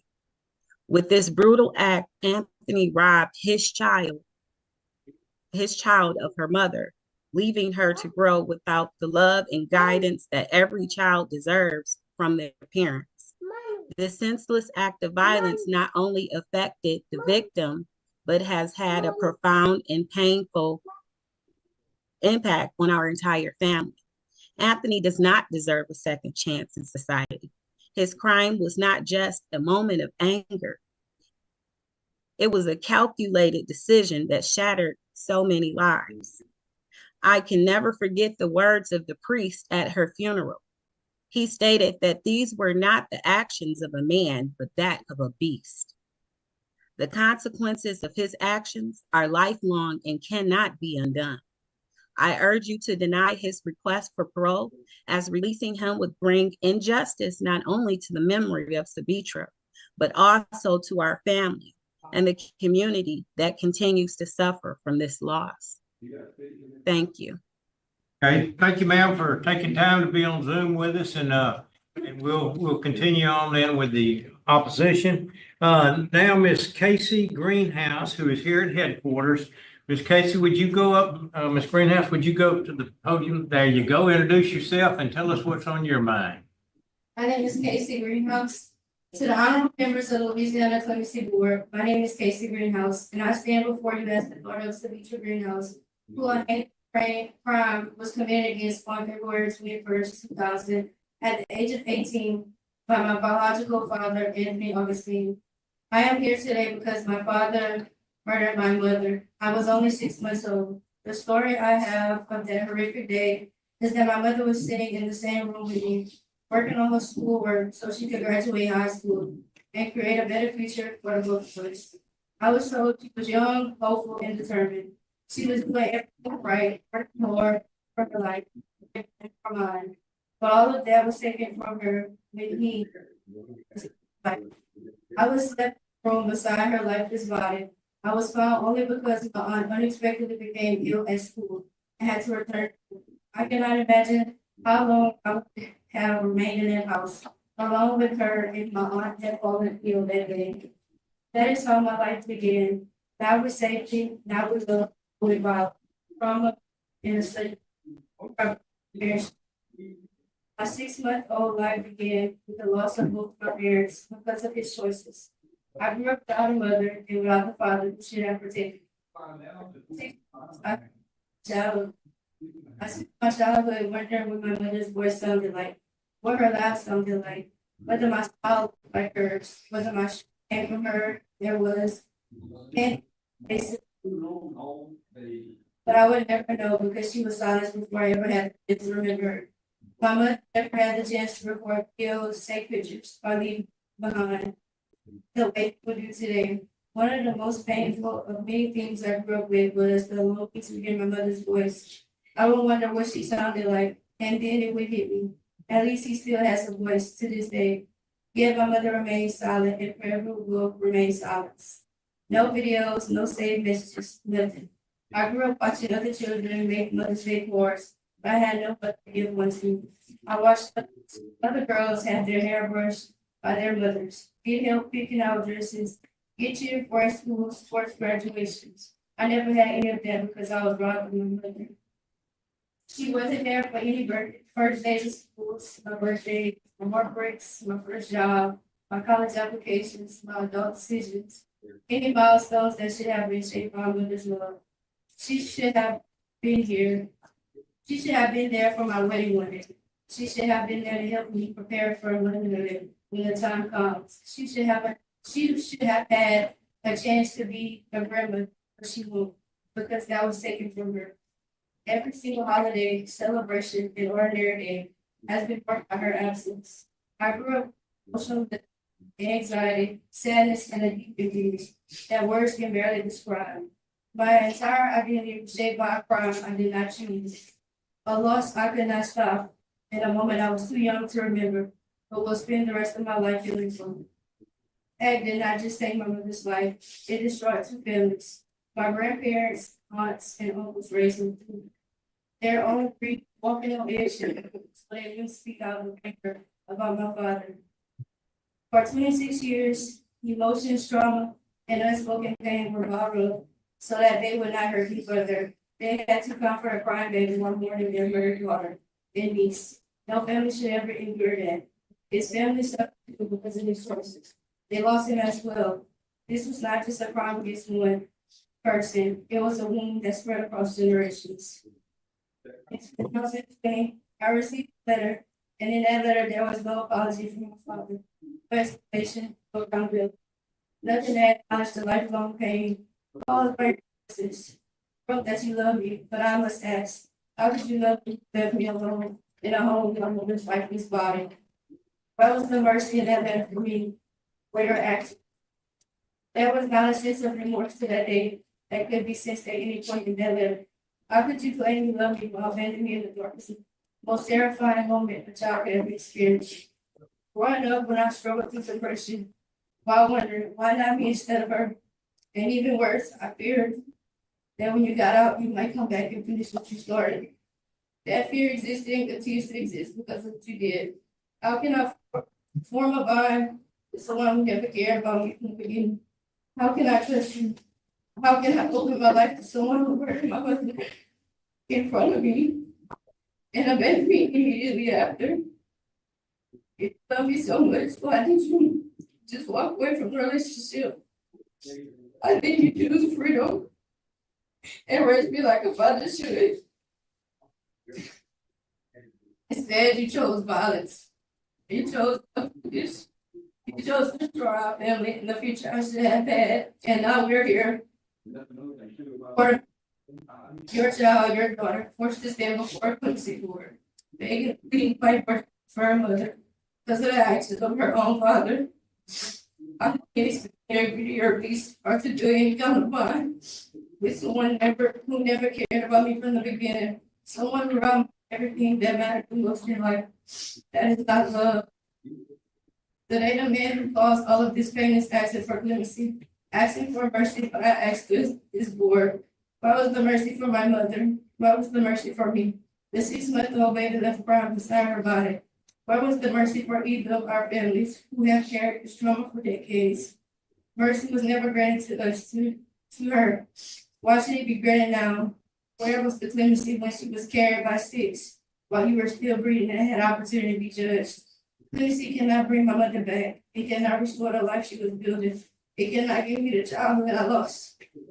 I never heard, or the memories I never got to make. Instead, her questions destroyed our created generational trauma and forced lifetime and unanswered questions.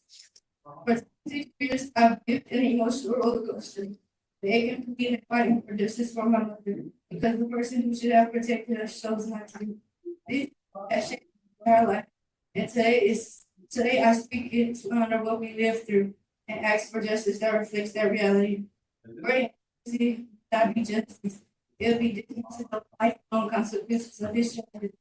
Clemency cannot undo what was done. It cannot bring my mother back. It cannot give me the chance to hear her voice, to hug her, to know her love. Granting clemency in this case would not be just. It would erase accountability for a choice that was both selfish and irreversible. I have lived every single working day with the weight of this tragedy. For all these reasons, I stand before you, requesting you to honor my mother's life, honor her dreams, honor the silence she left behind, the silence created by violence, not choice. Let justice remain firm because of mercy. I restore the once. I respect from the earth support to deny clemency. That is the only mercy that remains. Let justice remain firm because mercy was already stolen from us the day she was murdered. I would like to thank you all for this opportunity to stand before you and have with my mother. Good job. Thank you. Thank you very much for the reading that to us. And we also have been supplied that letter and read it. And I honestly had to take a break from studying my cases after I read that letter because that was tough. Well worded and good letter. So thank you.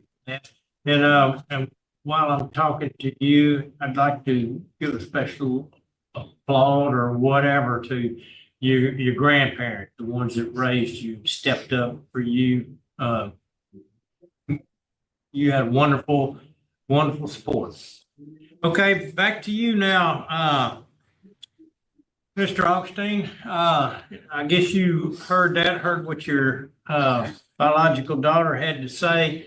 And before we get into this part, which is the question and answer session from the board, but I'll lead that off and then we'll see if they have any questions. Also, I want you to understand, we have read your file, so there's a lot of things that didn't come out in our interview. The fact that you are a first offender, I want to acknowledge that. This was your first felony arrest, that you did get your GED. You said that in your opening statement, but I saw that and I was particularly impressed by that one of your supervisors there in the work release, I believe it was, but the security supervisor there did write a good letter since they've known you, which is the time you've been incarcerated, that you've been a model prisoner. And I know that, and I can look at your face and I can tell that you are remorseful in all of your statements. But also you need to know that the DA, the sheriff, and the sentencing judge were all opposed, and all of the victim family was opposed also. So anyway, I don't really have a lot of questions to ask you. You got a 40-year sentence on a plea bargain, correct? Yes, sir. Okay, and you served how many of those 40 years? 25 years and 9 months. Okay, and you'll be getting out, a good time date is in 2033, regardless of our decision today, correct? Yes, sir. Okay, I don't have any other questions. Let's go, one question. I saw you lost 45 days of good time, but I didn't see no DV reports. What you lost that for? Well, I got transferred to Williamsburg, Franklin Parish, in a 6-man cell, and they came down to shakedown because they got a tip that a guy had a phone. So when they found the phone in the cell, then nobody owned up to the charge, but everybody got charged In the cell. But I got it restored, and when I went to court, I beat the charge, got dismissed, and I got the 45 days restored. So it wasn't drugs, it was a cell phone. Yes, sir. But on my route sheet, I have it. It showed that it was restored because it was. Yeah, I see that. Yes, sir. Okay. All right. Is that all you got, sir? That's it. Anybody else got any questions? I got one. I got something that I noticed on your commutation application, which goes back to, I didn't hear you say you took any crime victims awareness classes when you were talking. I might have missed it or something. Did you get anything that said crime victim awareness? No, ma'am. The facilities that I was at, they didn't have that program, that class. Okay, well, I did notice that after all these years, when you put in for your commutation, it asked what was the reason, in your own words, for the offense. And one of the things that you say is because I just couldn't bear having my only child taken away from me for no reason besides her daughter's mother being spiteful. So, I don't know. I don't remember. I don't recall that right there. You don't recall that? Well, that was part of your statement, so maybe you want to kind of rethink that. That was something that stood out to me. Okay, thank you very much. Well, All right, I don't see any other questions, Mr. Augustine, so I think we are prepared to vote. Mr. Prater voted first. Okay, because of the victim opposition, which was very touching because of the other law enforcement opposition, because of the fact you took a plea bargain and because of the fact that you gonna get out earlier than expected anyway, and you took a plea bargain 40 years and you took someone's life, I don't think you've served sufficient time, although I wanna tell you, I'm impressed with your behavior and the efforts that you've made there, so I don't wanna leave you without hope or anything, but I do honestly feel like that you need to go ahead and serve some more time. Mr. Freeman, I concur with Mr. Prater. Mr. Tillis, I agree with Mr. Prater. Mrs. Stapleton. I concur, Mr. Prater. All right, Mr. Augustine, received 4 votes to deny your application today. So today your application for commutation's been denied, sir. Good luck to you. Well, Headquarters, we've already introduced ourselves, and you can see from our name tags who we are here. we're going to be handling a case at LCIW. The case is about Brenda Thornton, who is requesting to be paroled at this particular time. And so we'll go to LCIW. And Miss Brenda Thornton, would you introduce yourself and give us your DLC number? Yes, sir. Brenda Thornton, number 121327. Okay, thank you. And Warden, we appreciate you hosting us. Would you introduce your staff there that's with us? Yes, sir. Kristen Thomas, Warden. Captain Asha Harris, security. And we have Miss Thornton's attorney with us in here. Okay. All right. Where's Miss Thornton's attorney? Okay, there you are. Okay, would you introduce yourself, please? Yes, good morning. My name is Hannah Rose Grodell. I'm Miss Brenda Thornton's attorney, and I'm with the Louisiana Parole Project. Okay, thank you. We appreciate you being there and the work that y'all do. Warden, just as a note of information, I noticed the last time we were there, the camera is really out of focus. We can barely identify who's speaking. So you might look at that when you Yes, sir. we're offline sometime. We can conduct a hearing and that's fine, but might check on that. Okay. Okay, Miss Brenda Thornton, today is going to be your day because you've requested this. We want to know what you did to get you there. We've got all the reports and everything, and we've all read those, all three of us, and I'll be doing the questioning later on. But we want to hear from you what you've done and what got you there, what you've done since you've been there, why you think you're deserving of an early release. And then we'll go to the warden and ask the warden exactly what all your conduct has been while you've been institutionalized. Then we'll move on to your supporters. I'll introduce them in a little bit. And then those in opposition, and we'll introduce those. So to begin with, Brenda, today is your day. Go ahead and tell us what got you there and why you think you're deserving of an early out. Yes, sir. I would like to thank the board first and foremost for allowing me to be able the opportunity to speak today. I would also like to acknowledge that I did not speak as openly as I should have previously. I have always felt responsible for the death of Johnny Thornton, but now I understand the extent of my responsibility. Before I speak about my selfish and harmful choices, I would like to apologize to my son, John Derrick, and to the Smith family of Renee, Billy Wayne, Jason, Greg, and Alicia. No words can ever truly express my deep remorse and sorrow for the pain, the heartache, and the continued loss that I have caused you. I know your hearts are torn forever by Johnny's death, and I also know that you feel his loss daily, and especially and certainly on days like today. I truly regret the pain and the suffering that I have caused you by Johnny's death and my continued silence since then. I am here today because I am responsible for the death of Johnny Thornton. Johnny was suffering from a previous back injury that led to a recent hospital stay. Instead of working on our marriage, I selfishly and wrongfully began an extramarital affair that subjected Johnny to the anger, the jealousy, and threats of a very volatile and violent man that I invited into our lives. Dennis and I had had multiple conversations, and when he began to make threats against Johnny, though I did not agree, I did not notify the police or family members about the threats, though I had multiple opportunities to do so. When Dennis said he was coming over that night, I knew that he meant harm to Johnny, and even though my 3-year-old son was at home with me, again, I did not call or notify anyone for help. When Dennis hit Johnny with the bat, while John Derrick and I were in the house, I did not call for help again.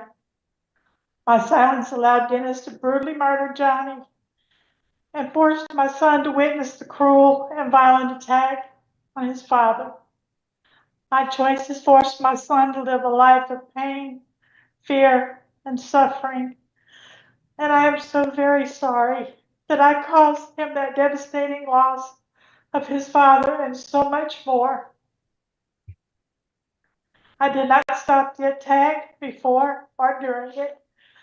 And even though I knew Johnny was seriously injured, I did not call law enforcement, nor did I notify any family.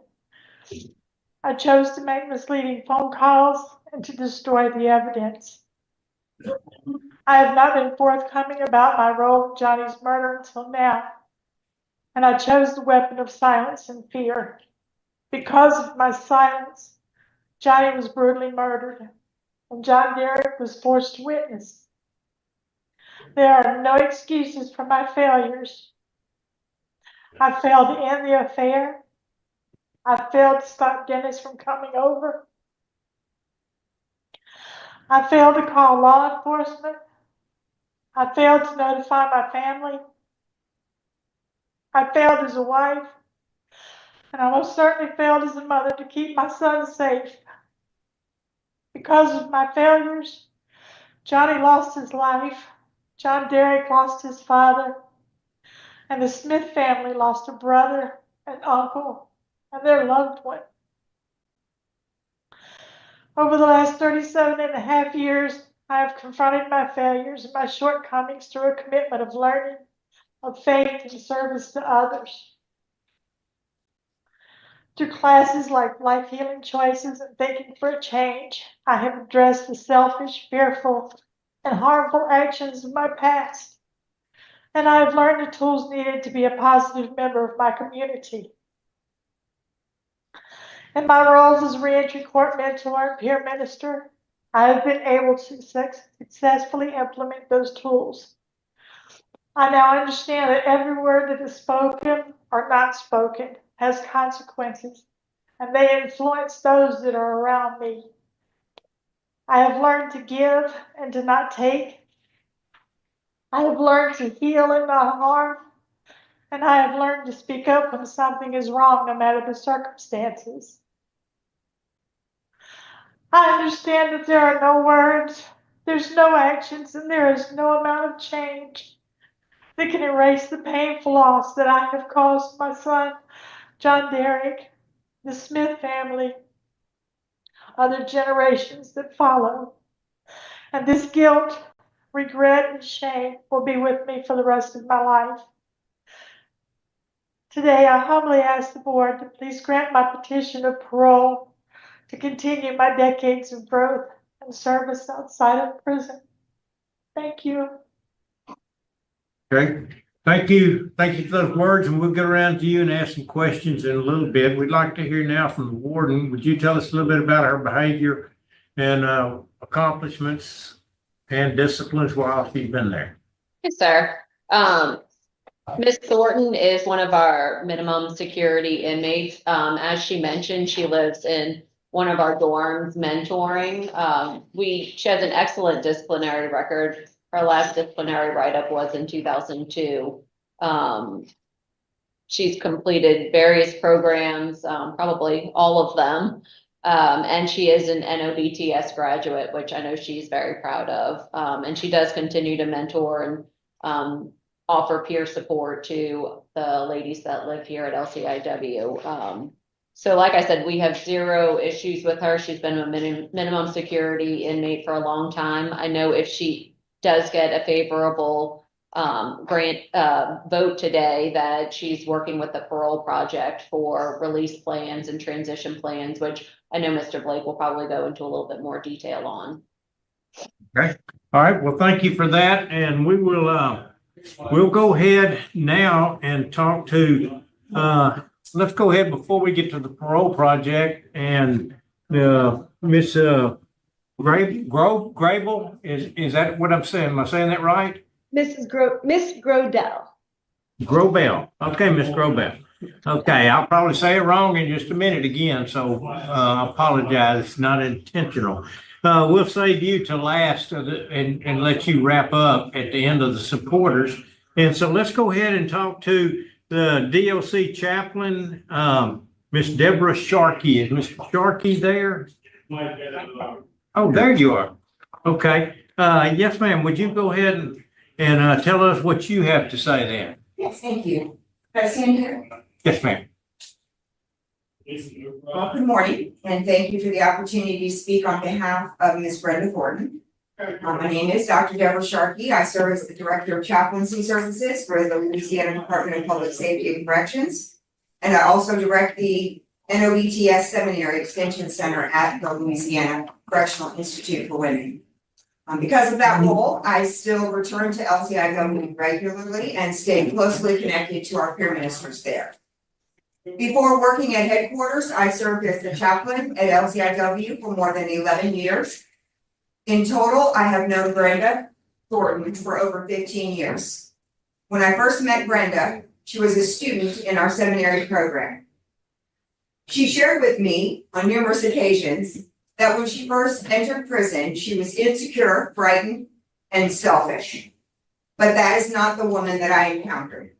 From the beginning, I saw someone who was quiet, patient, respectful, and steadily developing into a strong and confident leader. As a student, Brenda excelled academically and stood at the top of her class. I often watched her tutor and encourage women who struggled academically. She was never required to do that. She chose to do it because she genuinely cares about others and their success. After receiving her bachelor's degree, Brenda stepped up into key leadership roles.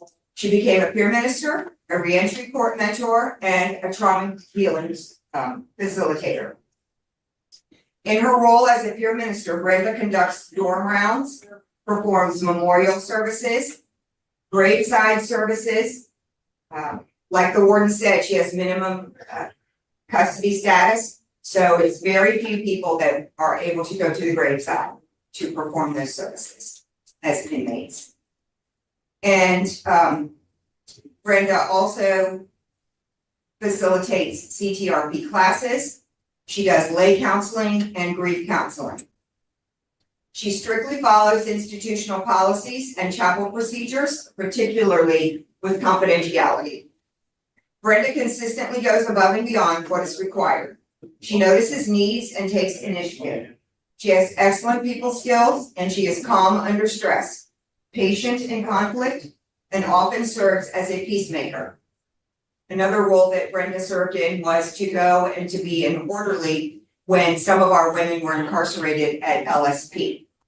That was a very trusted position as well, and one that was very difficult. And Brenda volunteered to do that. So I watched Brenda help people in difficult moments.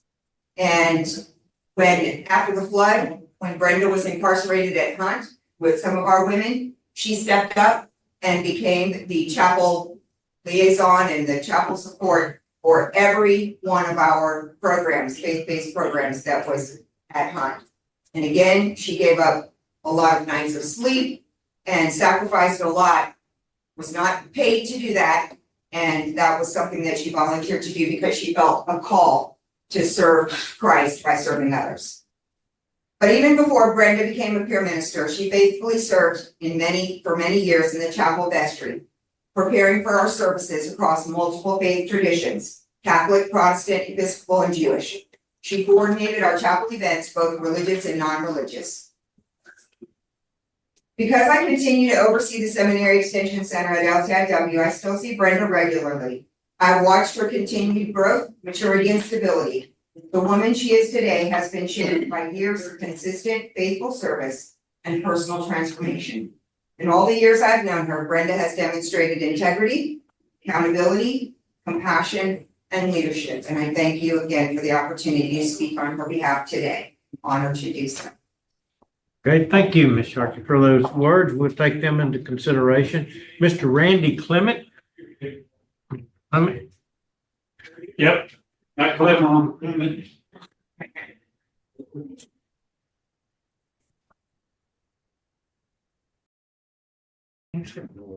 My name is Randy Clement. I'm a permanent deacon in the Catholic Church, and I was a volunteer chaplain at LCIW for many years. I am here to support Ms. Thornton's request for parole.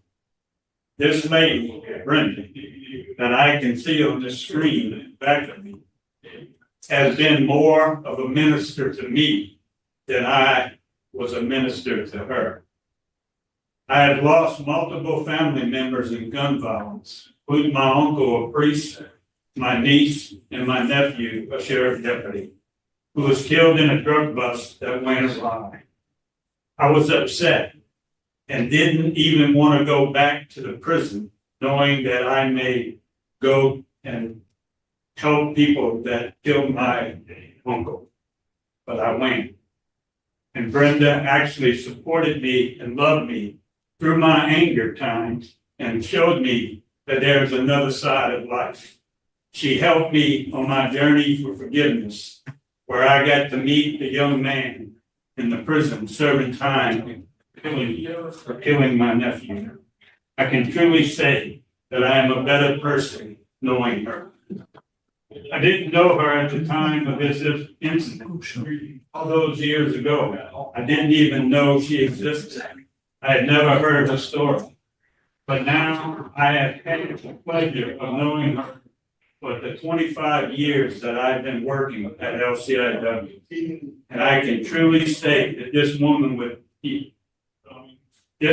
will better serve our society if granted a parole, so that she can serve people in the public as she did with me and those in prison now.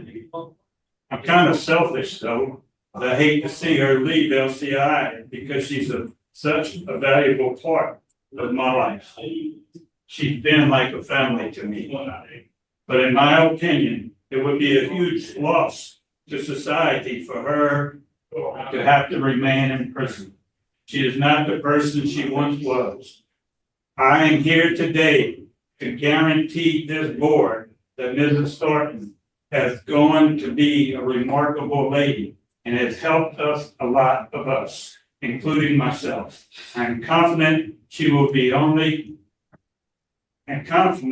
will only continue to pour herself into helping others if she is granted release. Thanks for listening to me, and I'm honored to be to talk about it. Thank you, sir. Thank you for those words, and we appreciate and we'll take those into consideration. Next, we'll go to Mr. Channing Blake with Louisiana Parole Project. Mr. Blake, would you tell us what you got on your mind? Yes, sir. Good morning to this honorable board. Channing Blake with Louisiana Parole Project on behalf of Ms. Brenda Thornton. Because of the programming and the classes she's taken, she's been 20 plus years right-up free. Her trustee status and her time served, we've accepted her into our program. We're going to offer her reentry services that include transitional housing, social norms, consumer skills, and many more. She will also be given a reentry specialist that'll mentor her through the reentry process. So based upon her record and rehabilitation, we ask that you grant her parole today. Thank you so much. Okay, thank you, Mr. Blake. Appreciate that. And now we'll move on to Ms. Hannah, Ms. Grobel. Yeah, I don't know if I say that right. We're gonna get there. My name is Hannah Rhodes. You can call me Hannah Rhodes. That might be easier.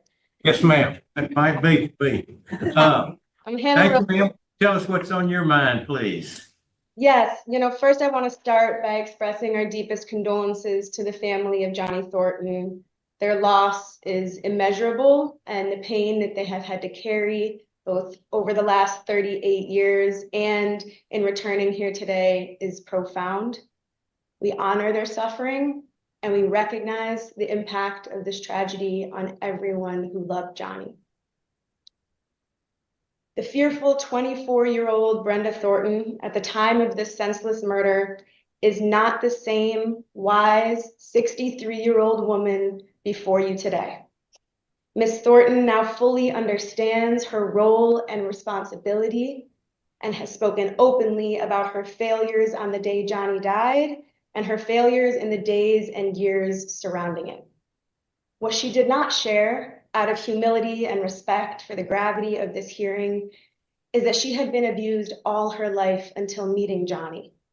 Her lived experience taught her that submission and silence were necessary for survival, and I do not offer this to excuse or justify her actions, but to provide context for understanding who young Brenda was all those years ago and how fear, trauma, and learned helplessness shaped her poor decision-making. While she neither committed an act of physical violence nor asked Dennis Moss to do so, Ms. Thornton has always felt deeply responsible for Johnny's death. She cooperated with law enforcement and accepted a plea agreement because she understood her failures and her choices contributed to his murder. Since that time, Ms. Thornton has spent nearly 38 years in prison, demonstrating an unwavering commitment to growth and service. For more than 3 decades, she has served as a Class A trustee, maintaining an exemplary disciplinary record without a single write-up in almost 25 years, reflecting far more than institutional compliance. This reflects genuine transformation. Ms. Thornton has become one of the most trusted and relied upon mentors within the institution. She teaches courses like trauma healing and thinking for a change, programs that are centered on emotional regulation, accountability, and healing. She also teaches good time classes, including Life of a Single Mom and the Onesimus Project. Since her last hearing, she's taken Sisters Keeper on domestic violence and Celebrate Recovery to continue her rehabilitation. As a reentry court mentor, peer minister, and lay counselor for the entire compound, she is entrusted with preparing other women for release, guiding them through crises, and modeling the self-discipline and morality needed for success. The institution depends on her to uphold the highest standard of conduct and to help others cultivate those same standards. Now, Ms. Thornton is a woman who knows and does better and is relied upon by the department to steer others in the right direction. Stephanie King, one of Ms. Thornton's supporters, who has successfully transitioned home from LCIW and now works in the Baton Rouge Public Defender's Office, wrote in her letter, "Brenda Thornton cares deeply about people and has no problem putting others before herself. When I first arrived at LCIW, she supported me and helped me navigate difficult times. I grew so close to her, I often called her mom." I am here to assure this board that Ms. Thornton presents no threat to public safety. She has long since aged out of any risk of reoffending. She has become a model of stability, integrity, and service. When this board recommended her for clemency in 2018, the warden remarked, "She is just focused on always helping others." And while no amount of rehabilitation can undo the harm of her past, the Brenda Thornton of today is prepared to re-enter society, not as the passive and immature young woman she once was, but as the humble, spiritually grounded elder, teacher, mentor, and servant she has spent decades becoming. We want to thank you for your time, your attention, and your thoughtful consideration of Ms. Thornton's request to complete the remainder of her sentence on parole. Yes, ma'am. Thank you for those words, and we'll take them into consideration also for purposes of the record and so that Ms. Brenda Thornton will know who all is here. Those that are here at headquarters but not speaking are Stephanie King, Beatrice Taylor, Susan Brown, Sabrina Monaco, probably wrong. Monaco, and Jan Waters. They are here in support, but not speaking, just so you will know that. We'll move on now to folks that are on Zoom, and this is those in opposition of this request. And we've got Brenda Renee Smith, John Smith, and Kimberly Hatton. So we'll first go to the victim's sister, Miss Brenda Smith. Miss Smith, are you on Zoom with us? Yes, I'm on Zoom. Do you hear me? Yes, we can. Okay. I am in opposition. There is only half-truths that are told here today. And for that reason, I am in total opposition.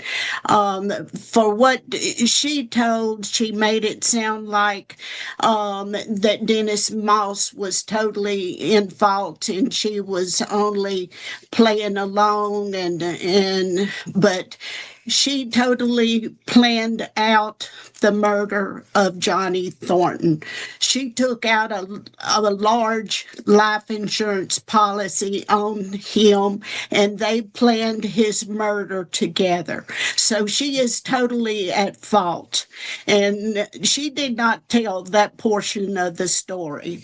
And I do not feel that she should be released. And she had a decision she could have made, and it come to that crossroad. And my brother is no longer here with us, and he cannot stand up for himself, so I am standing up for him. And I am totally against it and will always be against her release. And if my words have any bearing here today, I ask you, please do not release her and let the official court decision stand as it was on the day of the hearing back in 1988, as Judge Strong ruled in that decision. Okay, thank you, ma'am. Thank you for those words, and we'll take those into consideration also. Let's move to those that are with Ms. Smith. Kimberly Hatton, if I'm saying that right. You are. Okay. Thank would you for tell allowing. us- Thank you for allowing me to speak. Yes, ma'am. And I can't even fathom her wanting to get out. She held her 3-year-old on her hip. She watched. She had time. She knew Dennis Moss stopped in Faraday, Louisiana, and bought the ball bat, the machete, whatever. This was planned. She's up there telling lies. Brenda, come clean. If you have done all of these deeds down there, that's where you need to be, because you're not telling these people the truth. You are not. God knows what you did. Yes. Speak to the board, please, ma'am. Yes. Speak to Can the you hear? board and not her. Oh, I'm sorry. Okay. Yes. Brenda planned it. She took out this big life insurance policy. She knew Dennis was going to stop and buy the ball bat, the machete. She stood there and watched them hit him over the head with it and stab him. She sat there and watched them drag him to his own truck and haul him off, and he was still alive when he was found. She then dug up the blood off of the ground and put it in a flower pot and covered the flower pot up with dirt to look like she planted flowers. She had all of this planned for money. And for Dennis Moss, for her boyfriend. Johnny had to drag himself, slide his feet to even go out there. And she told Dennis Moss that Johnny was trying to sell his welding truck or his whatever. She told him when to come and what to ask for. He was fixing to have back surgery. He slid his feet out to get out there to show him what he had for sale, and that's when they killed him. They stabbed him and hit him over the head with a ball bat. And she's going to sit down there and say that she didn't know. I mean, I cannot even imagine. She's lying to God. God knows what she did. Why would she want to uproot this child's life now? After he's gone on with his life, he's got a precious baby. He's got a precious wife. And why would you even want to come put that on him? He's gone on. Let him live his life. Don't come back and don't tell somebody that you will not try to enter his life again, because yes, you will. You've planned all of this. I'm proud of what you've done down there. I mean, it sounds like you've done what is expected of you or what you should do, but stay there. That's where you need to be. You have got a good life, obviously, there. Stay there. Don't uproot this child. Don't bring him. Don't Ms. Hatton, don't mess up his life. Ms. Hatton, I'm please. sorry. I'm sorry. Yes, ma'am. We appreciate the comments, and we will keep consideration, take them Also, now finally, on behalf of, those in opposition, we'll talk to Mr. John Smith, who's the victim's son. Mr. Smith? Sir, John Thornton Smith. I don't believe she needs to be released from prison. She just said everything to y'all. She knew exactly what was happening. She knew she had time to do something, to call the authorities, to stop it, but she didn't. She made that choice, and I was there the whole time. And I don't think she should be released from prison. I really think she should be there, still stay there. Okay. And, Go ahead. I didn't mean to cut you off. Go ahead. that's about all I got to say. I really don't think she needs to be released. That's how I feel. That's how I feel, sir. I don't think she needs to be released. She knew the whole thing. Okay. All right. Thank you, Mr. Smith. We appreciate you coming on, and we'll take that into consideration also. I'm sorry to all three of you for your loss. I know you hurt a lot and continue to hurt.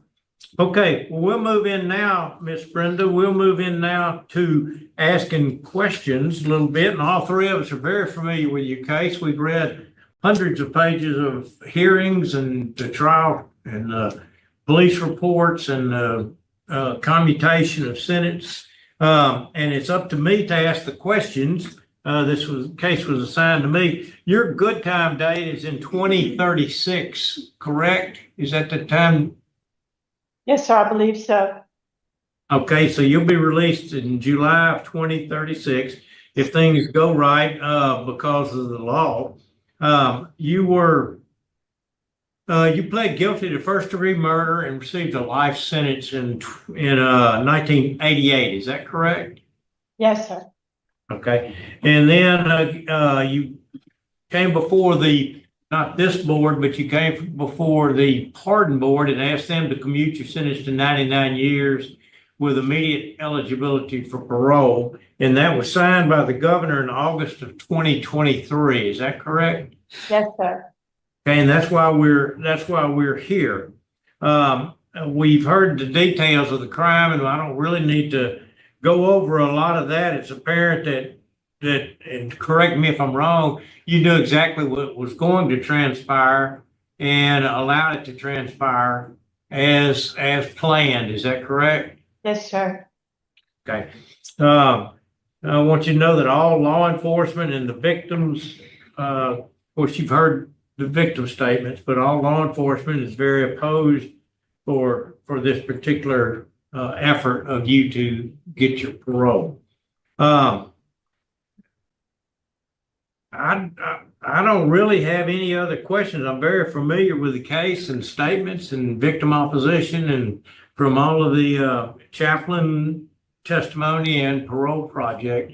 So I don't really have any other questions. I just got a couple, Mr. Prater. Yes. Brenda, where's your family? I mean, I see all these people here, but none of them say brother, sister, cousin, anything. I mean, The majority of my family, Mr. Freeman, is deceased. They were older and in poor health. The few remaining people that I have, they are also in their upper 80s, late 70s and upper 80s, which is my mother's two sisters that are there. And one is out of state and the other one is in a dementia assisted living area. did they ever come visit you? Were they on your visiting list at one time? No, sir. Okay. And tell me about this insurance policy. That one caught me off guard, and I was on your case before. Yes, So did sir. you purchase an insurance policy on him? I did not take out the insurance policy. My husband took out the insurance policy, and there was no payments ever made on it. Okay. That's the questions I had. Did you encourage him to take it out? No, sir. He did because he was going to be reassigned offshore. He worked offshore and he wanted his liability to increase in case something happened to him for his son and myself. Okay. Thank you. Yes, Thank sir. I'd like to go into executive session. Okay, we have a motion to go into executive session. Do we have a I'll second? Okay, got a motion and a second to go into executive session. Hearing no opposition, we'll be in executive session. The time is 10:02. We'll be gone into executive session in the back room for just a couple of minutes. It won't take long. Then we'll come right back and we will take a vote and then announce our decision. So we've got some matters to discuss. Okay, folks, we are a little bit in the Wayback Machine here, so I'm just going to bump us forward past the executive session, and then we'll see how all of this ends, hopefully. Where you're doing, and I respect everything that everybody said about you. However, because of victim opposition, because of law enforcement opposition, because of your, because of the fact that you do have a good time date, and hopefully we'll see you before then, but because of the fact that you pled and the family of the deceased, all of them thought that you were going to be in for life and then 99 years and now this, my vote is to deny your request. Mr. Freeman? Okay, my vote would be to grant to the Parole Project for a minimum of 1 year, and that you not go back to the parish where this crime was committed. No contact with the victims or your son unless initiated by them. That's my vote. I concur with Mr. Freeman. Okay, I'm sorry to tell you, but the vote is 2-1. And I hope that you will take every advantage of applying again. But I think that at this particular time, you're doing a great job where you are. They can use you as a staff member. You're like an unpaid staff member, basically. Good morning. Today's date is December 8th, 2025. This is the Louisiana Committee on Parole. We're impaneled at headquarters in Baton Rouge, and we will be hearing offenders Louisiana State Penitentiary first. But I'd like for the staff here at headquarters to introduce yourself. Carla Williams. And I would like for the staff there at LSP to introduce yourself before we get started. Good morning, I'm Darrell Renard, Ward. Ash Dollivo, Deputy Warden. Reginald Admiral, classification. Carmen Chipley, offender records. Thank you very much. The panel today is a 5-member panel by statute for offenders who have committed offenses against law enforcement. I will introduce the panel. To my far left is Chuck Tillis. To my immediate left is Danny Barra. To my right is Pete Freeman, and we have Mr. Steve Prater remote. So now, sir, would you please introduce your name and your DOC number? Timothy Vollum, 477-228. Mr. Vollum, for the record, you are a first-class offender. You are currently serving a 64-year sentence for the charges of attempted first-degree murder, obstruction of justice, attempted first-degree murder, and aggravated burglary. Does that sound correct? Yes, ma'am. Okay, you have a parole eligibility date 4/10/2023. You have a good time date of 4/13/2066 and a full term date of April 8th, 2067. Okay. At this time, I would like to acknowledge that we have several people in attendance there at LSP and on Zoom that are in your support. And we are going to, Mr. Barra is going to take lead on this case. Mr. Barra, I'm going to ask the supporters to speak first. Is that acceptable? Okay. So let's go ahead and have Lindsay County, your niece, speak. I'm sorry, Catherine Vollum, your daughter, speak first. You also have Lindsay County and Gender County niece and sister who are not speaking, but Catherine Vollum will be. So you may speak at this time. You can sit right there. My name is Catherine, and I'm the only child of Timothy Vollum. I appreciate you taking the time to listen. I want to start by saying that I fully understand the seriousness of the actions that brought my dad to prison. I'm deeply grateful that the situation didn't end worse. Nothing I say here is meant to excuse what happened. Growing up without my dad has affected me in ways that I still feel today. I spent my entire childhood and young adulthood wondering what life might have been like if he had been present, and the absence has shaped me. Even now, as an adult and a parent myself, there's still a part of me that aches for the chance to have a real relationship with him. But I share this not to gain sympathy, only to show the long-term impact of his choices and why his growth matters to me personally. Over the past 24 years, my dad has had to learn lessons the hardest way possible. Before this offense, he had never faced long-term consequences for his actions. Family stepped in, he was released quickly, and he never truly understood the weight of trouble he caused. This time, he had no choice but to face himself. In these decades, I've watched him mature, change, and take responsibility for the man he used to be. He has held trustee status, worked consistently, completed programs, and has remained infraction-free for most of his sentence. He has lost both of his parents and a grandparent while incarcerated, and instead of becoming bitter, he became more reflective and aware of the damage his past behavior caused. I've seen a difference in him, not in dramatic words, because emotional expressions has never been his strength, but in his attitude, his consistency, and his effort to do right. He carries remorse, even if he struggles to show it in the way people expect. What he lacks in emotional expression, he makes up for in dependable behavior and a real desire to live differently. His sister and I are ready to support him if he is given the opportunity to come home.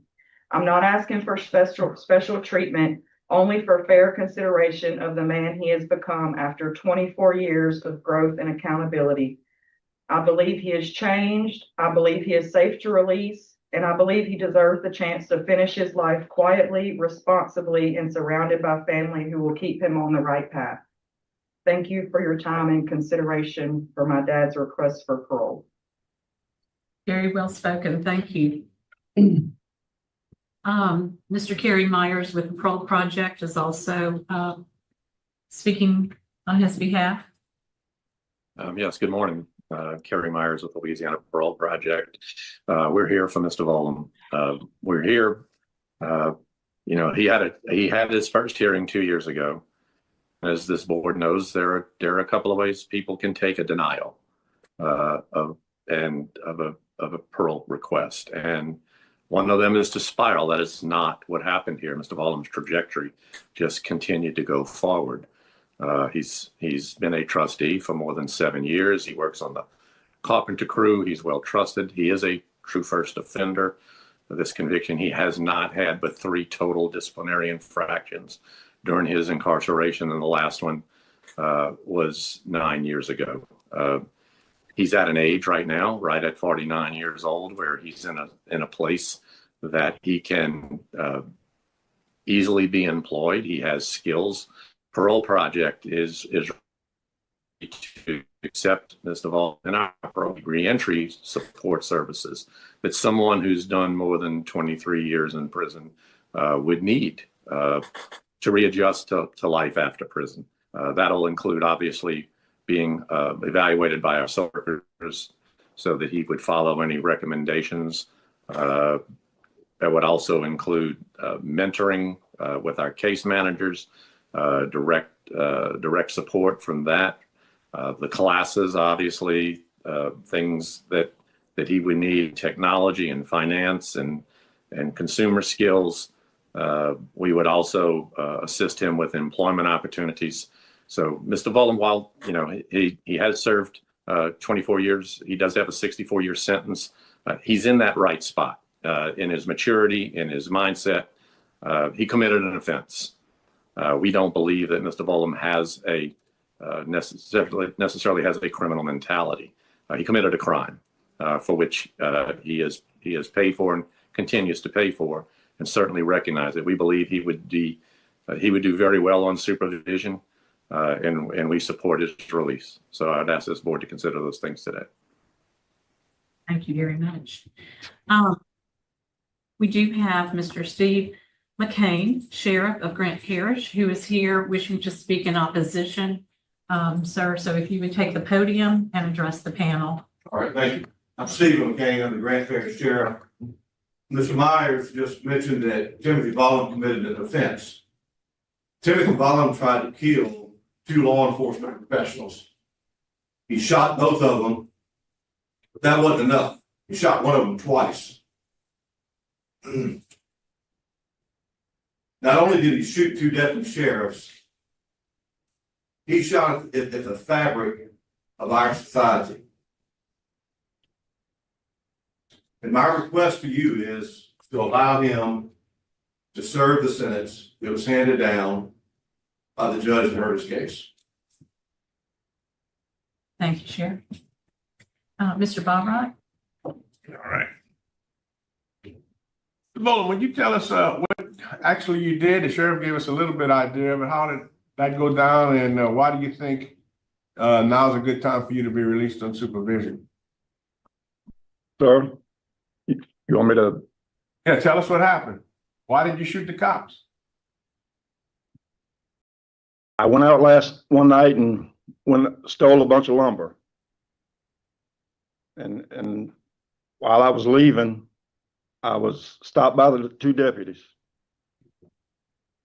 And when they pulled me over, they asked me where I'd got the lumber from and all of that. I was honest with them. I told them where I got it from. And in the process of that, I asked them could I use the restroom, step to the side of the truck and use the restroom. And they told me that they was okay with that, and I stepped to I wasn't honest with them. I didn't tell them I had a gun on me. It was my intentions to take it and try to drop it on the ground, but everything just happened, so I panicked. And I know I should have told him I had a gun on me, but I panicked and I started shooting at him. And two of them was hit. I'm thankful that it wasn't worse than what it was, but I ran and I was found about 3 miles from there.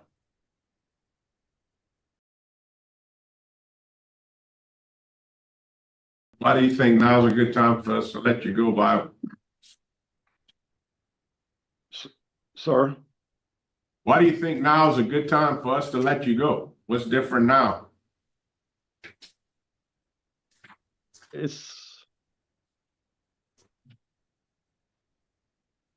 I really don't think I deserve a chance for what I did.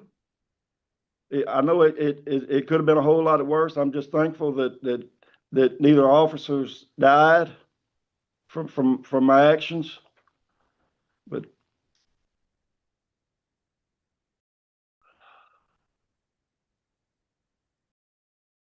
yeah, I'm thankful that neither one died, but I do think that I'm a better person than what I used to be.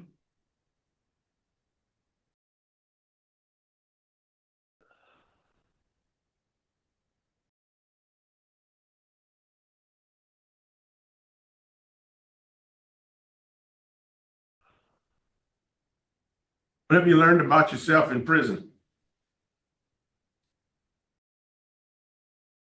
I've learned that I'm not the same person that I used to be. I know that much. I've learned growing up. I never respected the law, and I never really thought about what they do for everybody. But looking back now, I know what they do, and just them putting on their uniform every day and protecting everybody like they do. That it's more than I could say I could ever thank them for. It's just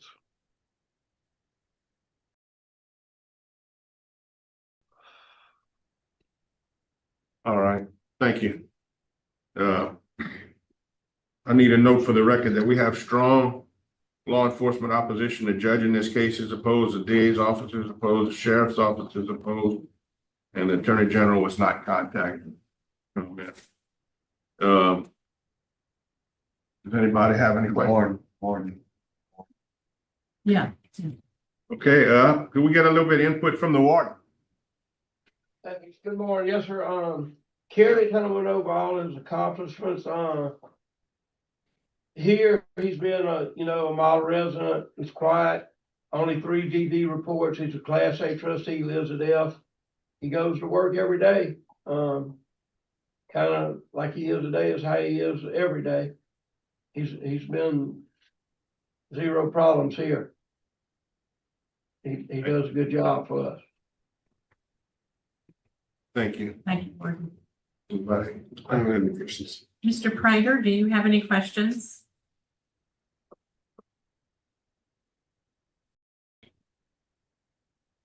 No, ma'am, I don't have any questions. The only thing concerns me, I hadn't heard a lot of remorse other than he's glad they didn't die. And of course, that's a two-edged sword. It's good for the deputies they didn't die, but what about him? It's also good for him because he'd have been serving a lot more sentence. So I'd like to hear what he thinks about the deputies now that what they had to go through and their families and their department and the community. And have you taken any victim awareness programming? Yes, sir. He took it in 2 of 23. And he wrote the letter in 2 of 23. Okay. All right. That's all I have. If it's all right, Warden, could I read my letter for him?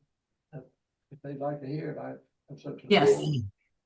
It would be an appropriate time. Go ahead and read what you have.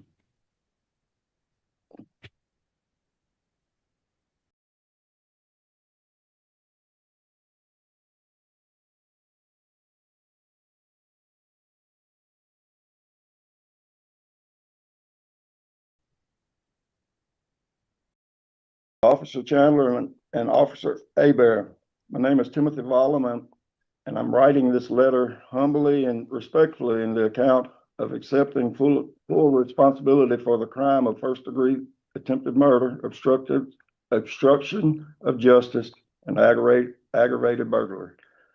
I am grateful to be able to reflect on my past decisions, which led to an unlawful act that greatly affected the lives of many people. However, in this opportunity, I wanted to be able to translate my feelings and thoughts into words. My heart led me to be accountable for the decision I made that day that changed your life and my life forever. On March the 18th, 2004, many lives were affected due to my decision making as a 27-year-old man. I regret the decision I made that day every single day of my life. I had no right to alter your life, Officer Chandler, or Officer Abear, or your family's lives. I had no right to impact your life emotionally, physically, or psychologically, spiritually, and financially. I realize the hurt I have caused many in my failure to act and be a better man. I apologize, and I am very remorseful for the grief, hurt, pain, agony, and anguish that each of you have went through because of my senseless act. I apologize for the financial wages you may have lost and the countless hours you have lost when you could have been peacefully serving the community. I'm truly remorseful for taking your sense of safety and your peace of mind. I humbly ask if you will consider my apology. While incarcerated, I've taken advantage of the opportunities which were afforded to me, such as different self-help programs. One in particular has touched my heart above all, the Victim Awareness Program.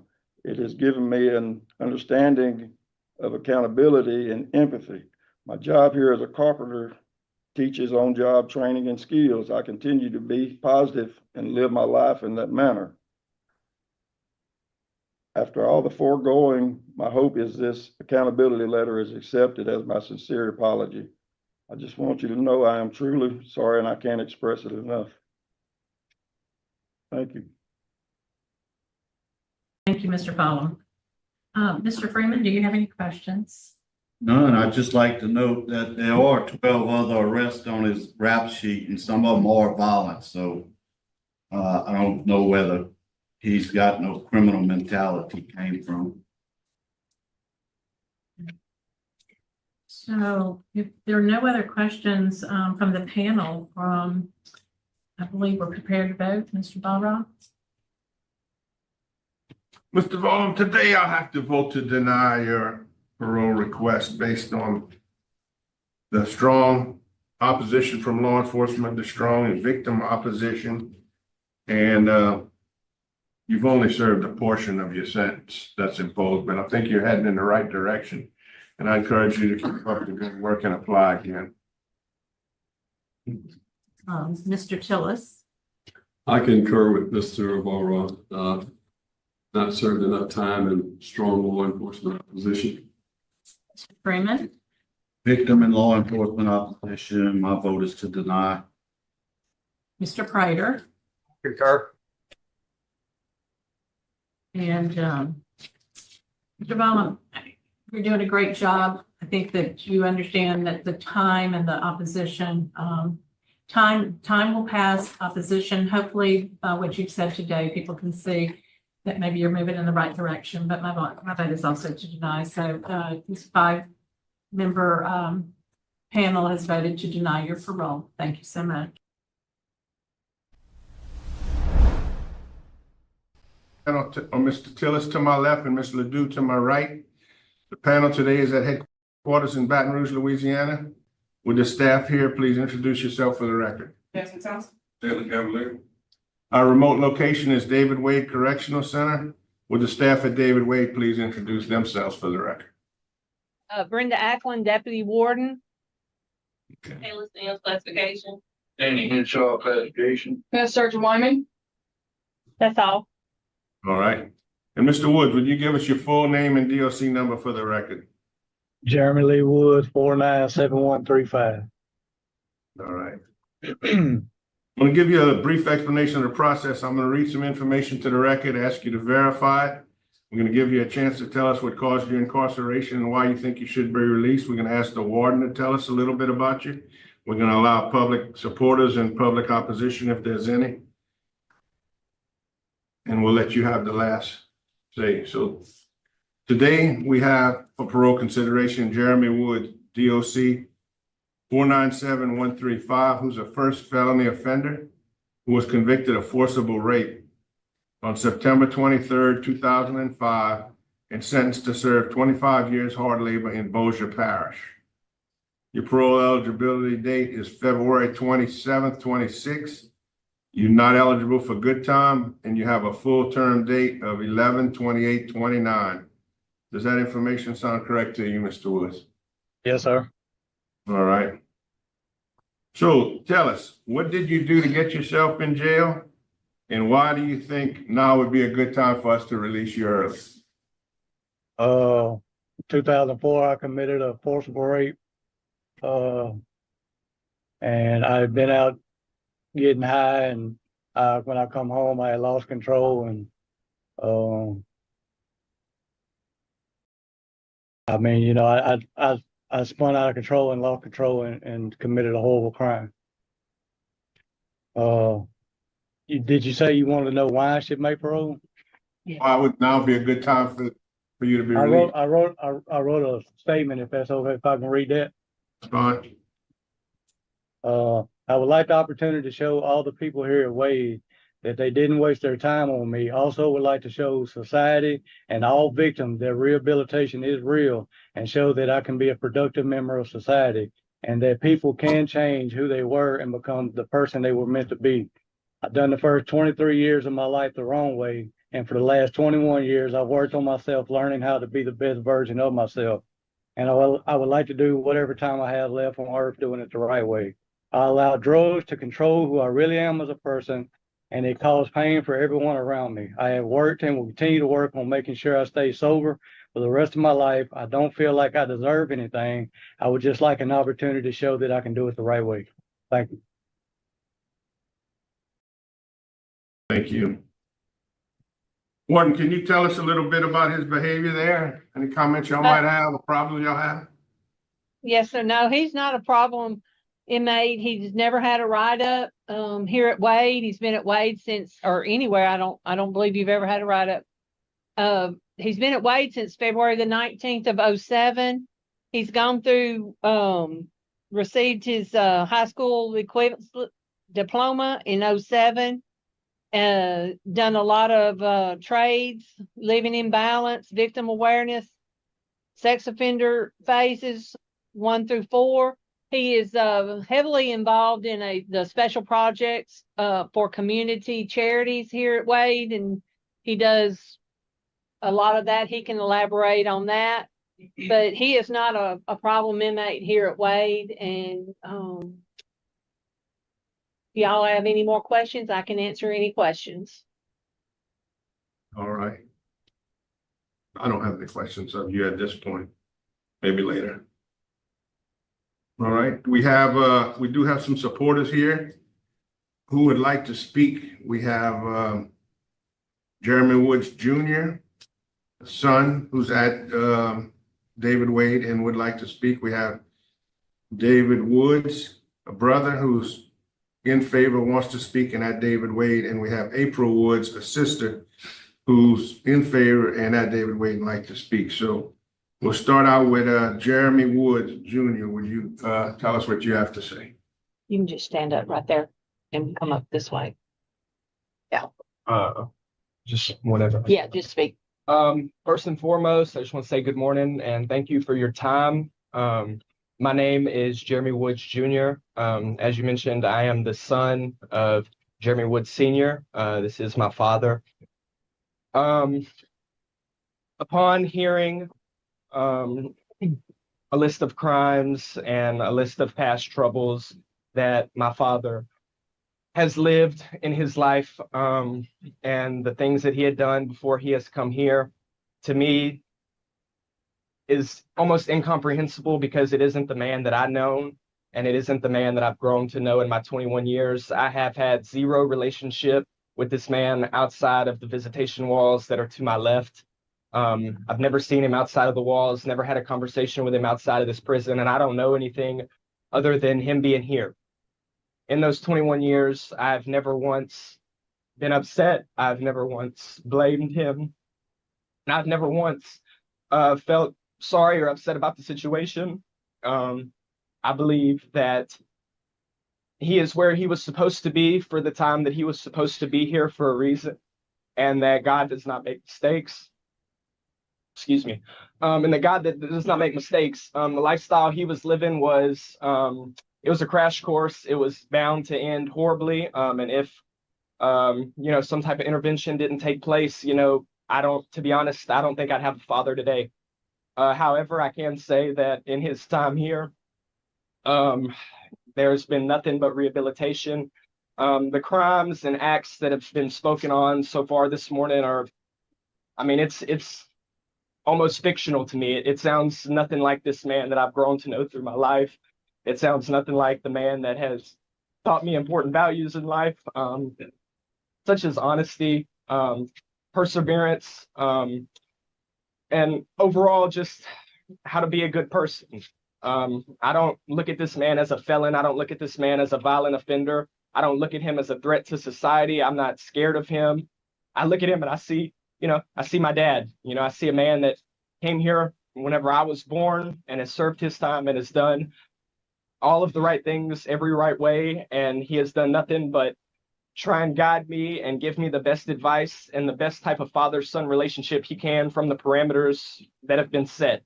I am a high school graduate. I am a soon-to-be college graduate from Louisiana Tech University in 9 months.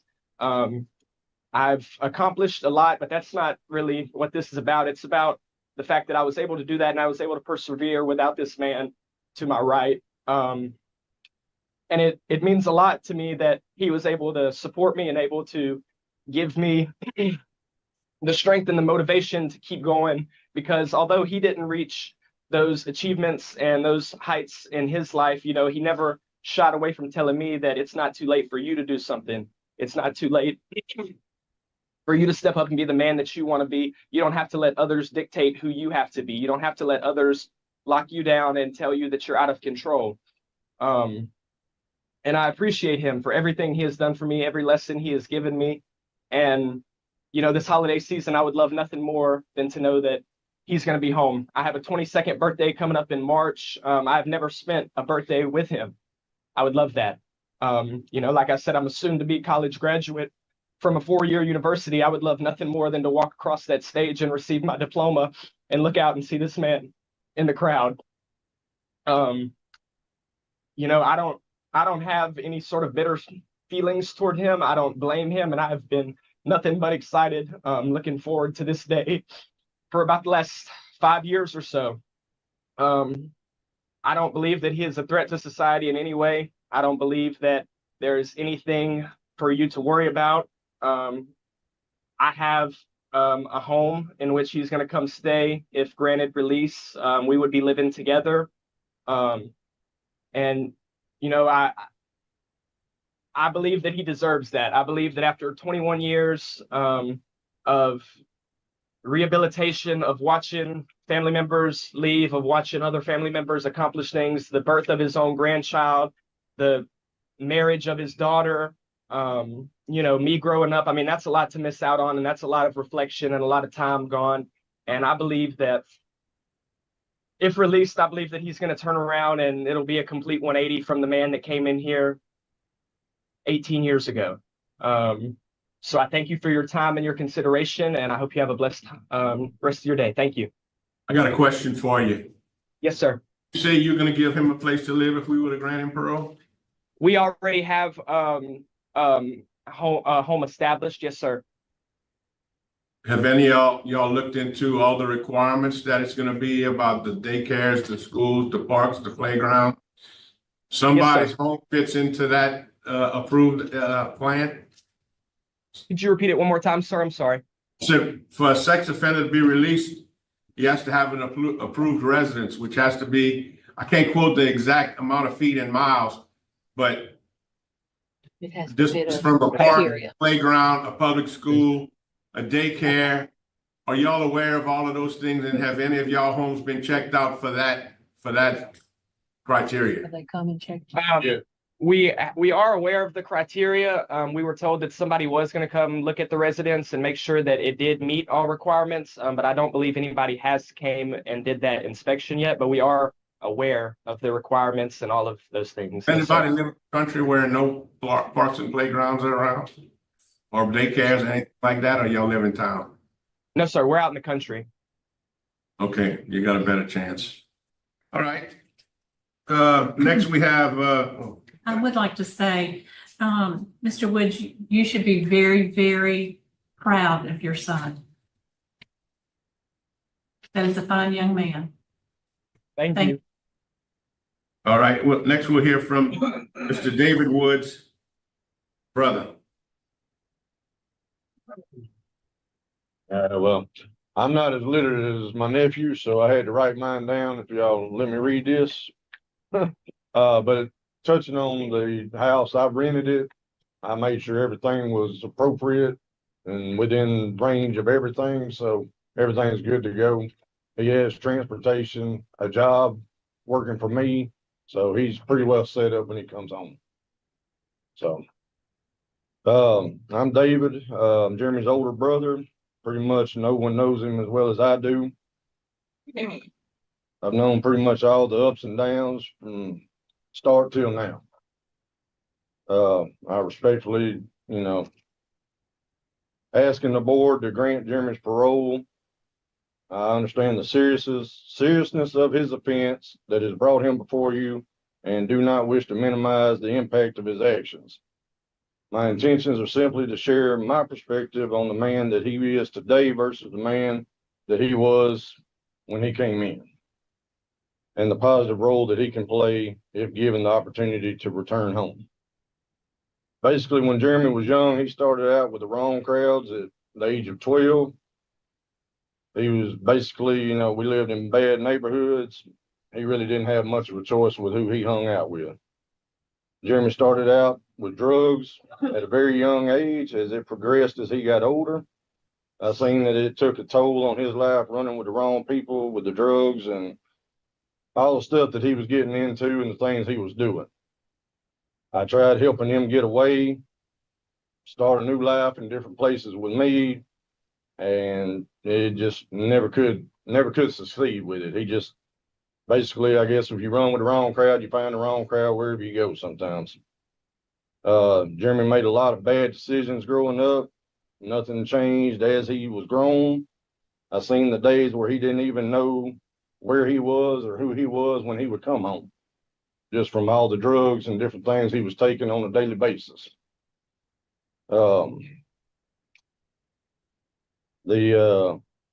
I would like to say he was a victim of his circumstance and society as to where we grew up and lived, but I wasn't that way. So pretty much it was his choice to basically hang with these people, do the things that he done, and I chose to do differently. He was a good kid, had a good heart, just did a lot of bad things, a lot of bad places with the wrong people.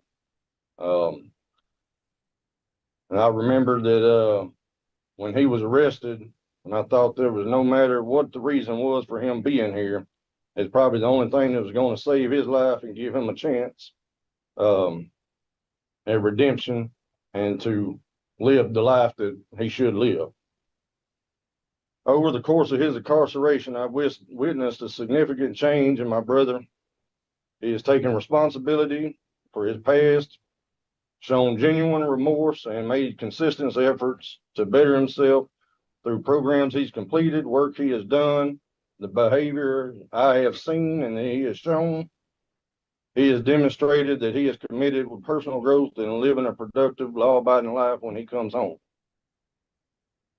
The person he was is no longer the person he is today. I can pretty much guarantee that with 100% accuracy, because other than the tattoos he's got, he's a completely different human. And I've known a lot of people who's come in and out of prison. Most of them don't do that. Beyond his internal changes for the things he's worked on in his life so far, our family has seen how deeply he wants to repair his life and relationships with his family, gain everyone's trust to build a future based on stability and accountability. We have remained in close contact with him, and we have prepared to support him fully if he is granted parole. We have a stable company, and a vehicle, a stable house, and a vehicle that he can get where he needs to be when he needs to be there. He will be working for me as soon as he comes home. He is granted any time to take off to take care of classes, parole meetings, whatever he's required. He has that without worry of having to lose a job. We understand that re-entry is going to be challenging for him, and we are committed to helping him meet every requirement and maintain a positive progress that he has made. I truly believe that my brother is ready for a second chance. He has spent a long time reflecting, learning, and preparing for his better future. I have full of confidence he will honor the trust placed in him and work hard to contribute positively to his family and community. Thank you for hearing my side of my perspective, and I appreciate the difficult decisions that you must have to make. Thank you. Thank you. We also have April Woods, defender's sister here, who wants to speak in support. Okay, I wrote mine down as well. Good morning, members of the board. My name is April Woods, and I'm the sister of Jeremy. Thank you for the opportunity to speak today. I'm here to express my full support for Jeremy's request to share, request for parole and to share the changes I've witnessed in his life. Of course, I've known Jeremy his entire life. I have firsthand seen the transformation he's made during incarceration. I want to acknowledge the seriousness of the offense of which Jeremy was convicted. I understand the impact such a crime can have, and I do not take that lightly. My purpose today is not to excuse or diminish the harm caused. It is to speak to growth, responsibility, and genuine personal change I've seen in Jeremy over the years. He fully recognizes the weight of his past actions and that he has worked hard to become a better man than the one who entered prison. Jeremy now has a stable and well-structured plan for re-entry. He has a home prepared for him, as we've already spoken about, to live with his son. And it is not very far down the road from where my brother David lives, so he's very close to near dependable and accessible family support. He also has a job, as David has spoken about, to employ him upon release, which will help him reintegrate smoothly into the workforce. A new truck has been purchased for him, so he'll have a reliable transportation for work and daily responsibilities, and the parole board's responsibilities as well. And I commit to personally supporting him emotionally, spiritually, and financially in any way that he needs as he transitions back into society. During his time in prison, Jeremy has demonstrated a remarkable commitment to self-improvement. As it's already been mentioned, he has earned his GED, showing dedication to bettering himself academically. He has developed significant artistic talent, learning to paint and pursue creative work that gives him a positive outlet and structure. He's also earned a certification in horticulture and proved himself responsible and dependable by overseeing the greenhouse for a long period of time. These achievements show his willingness to grow, learn, and contribute. Jeremy has maintained excellent behavior throughout his entire incarceration, as you already have heard. This reflects his discipline, his respect for rules and authority, and the positive changes he has made. He has grown emotionally, mentally, spiritually, and physically. He's also dedicated himself to staying healthy through consistent exercise, which provides structure, purpose, and self-discipline. Spiritually, Jeremy has grown tremendously. He and I have had many sincere conversations about his life, his faith, and his commitment making better choices.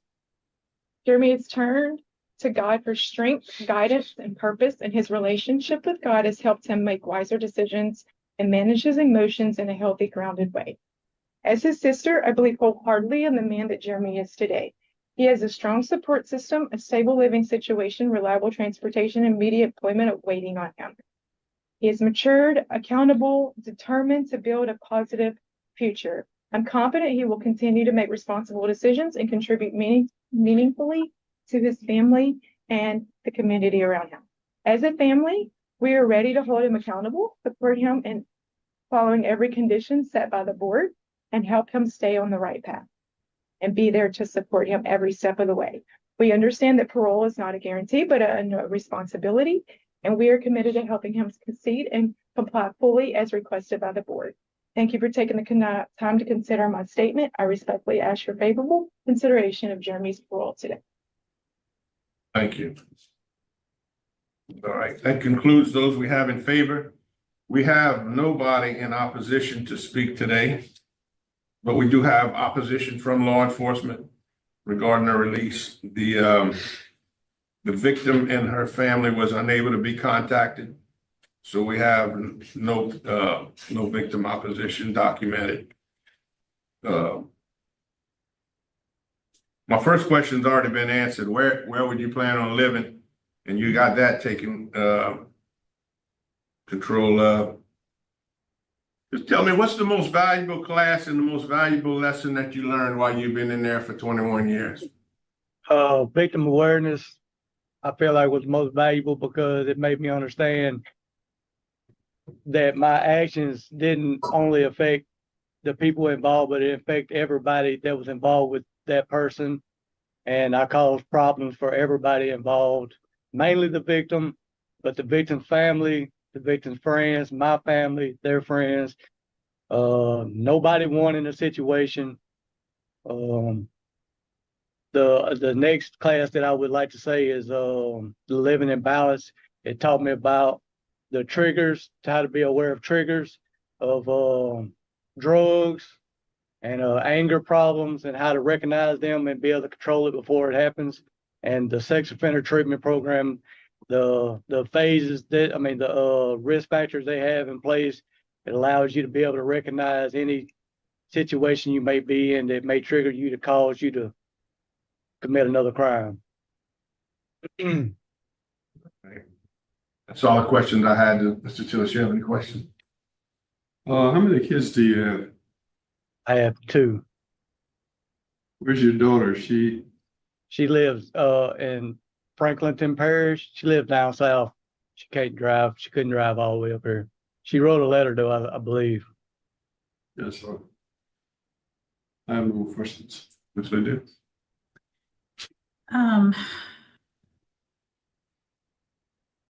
So were you ever married before? Yep.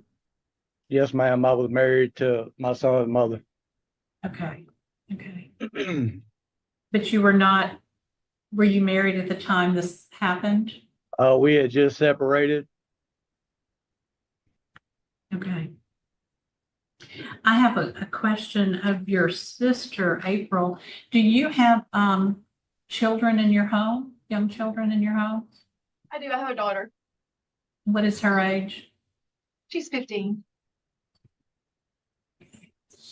Do you have any concerns or plan to have any boundaries in place? I don't have any concerns whatsoever. That would automatically make her also not have a. Yeah, but I'm just concerned about visitation, things like that. I just want to make sure that you have some boundaries in place. Should he be released, you need to have some boundaries in place for supervised time only. Oh, I will always be there. Supervised at all times. Yeah. If he's ever, I live in Dallas. Oh, you live in Dallas? Yes. Oh, okay. Thank you. I don't have any other questions. All right. I move for executive session. Second that. So, Danny Barrow, Yes. Chucky Tillis, Yes. Geraldine New. We're gonna discuss some confidential information. We'll be back. That's fine. We have to make a motion to come out of I executive move session. that we get back into executive session. Second. Right. Second.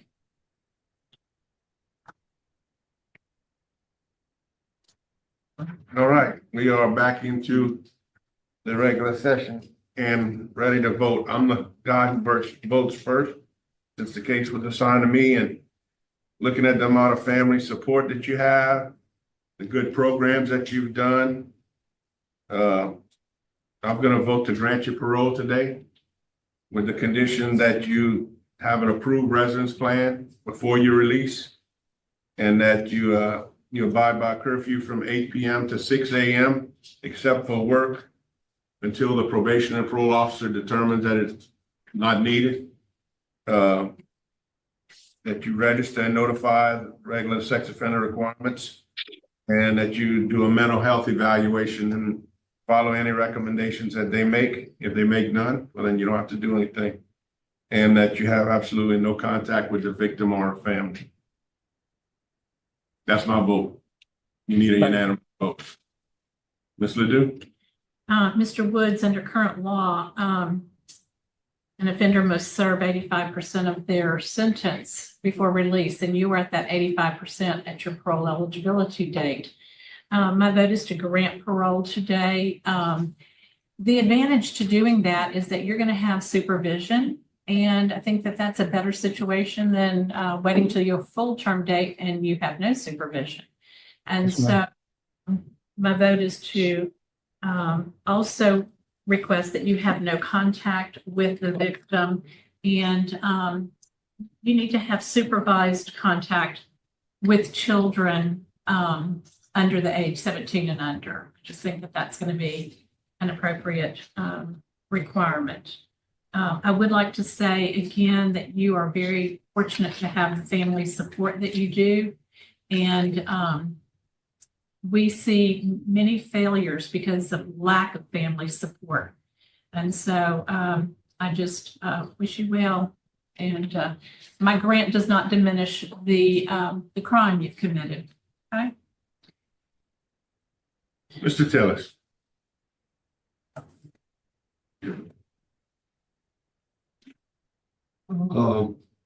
Mr. Woods, you've done something that was horrible. And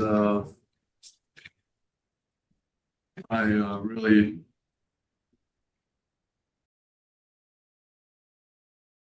I guess because of your family support and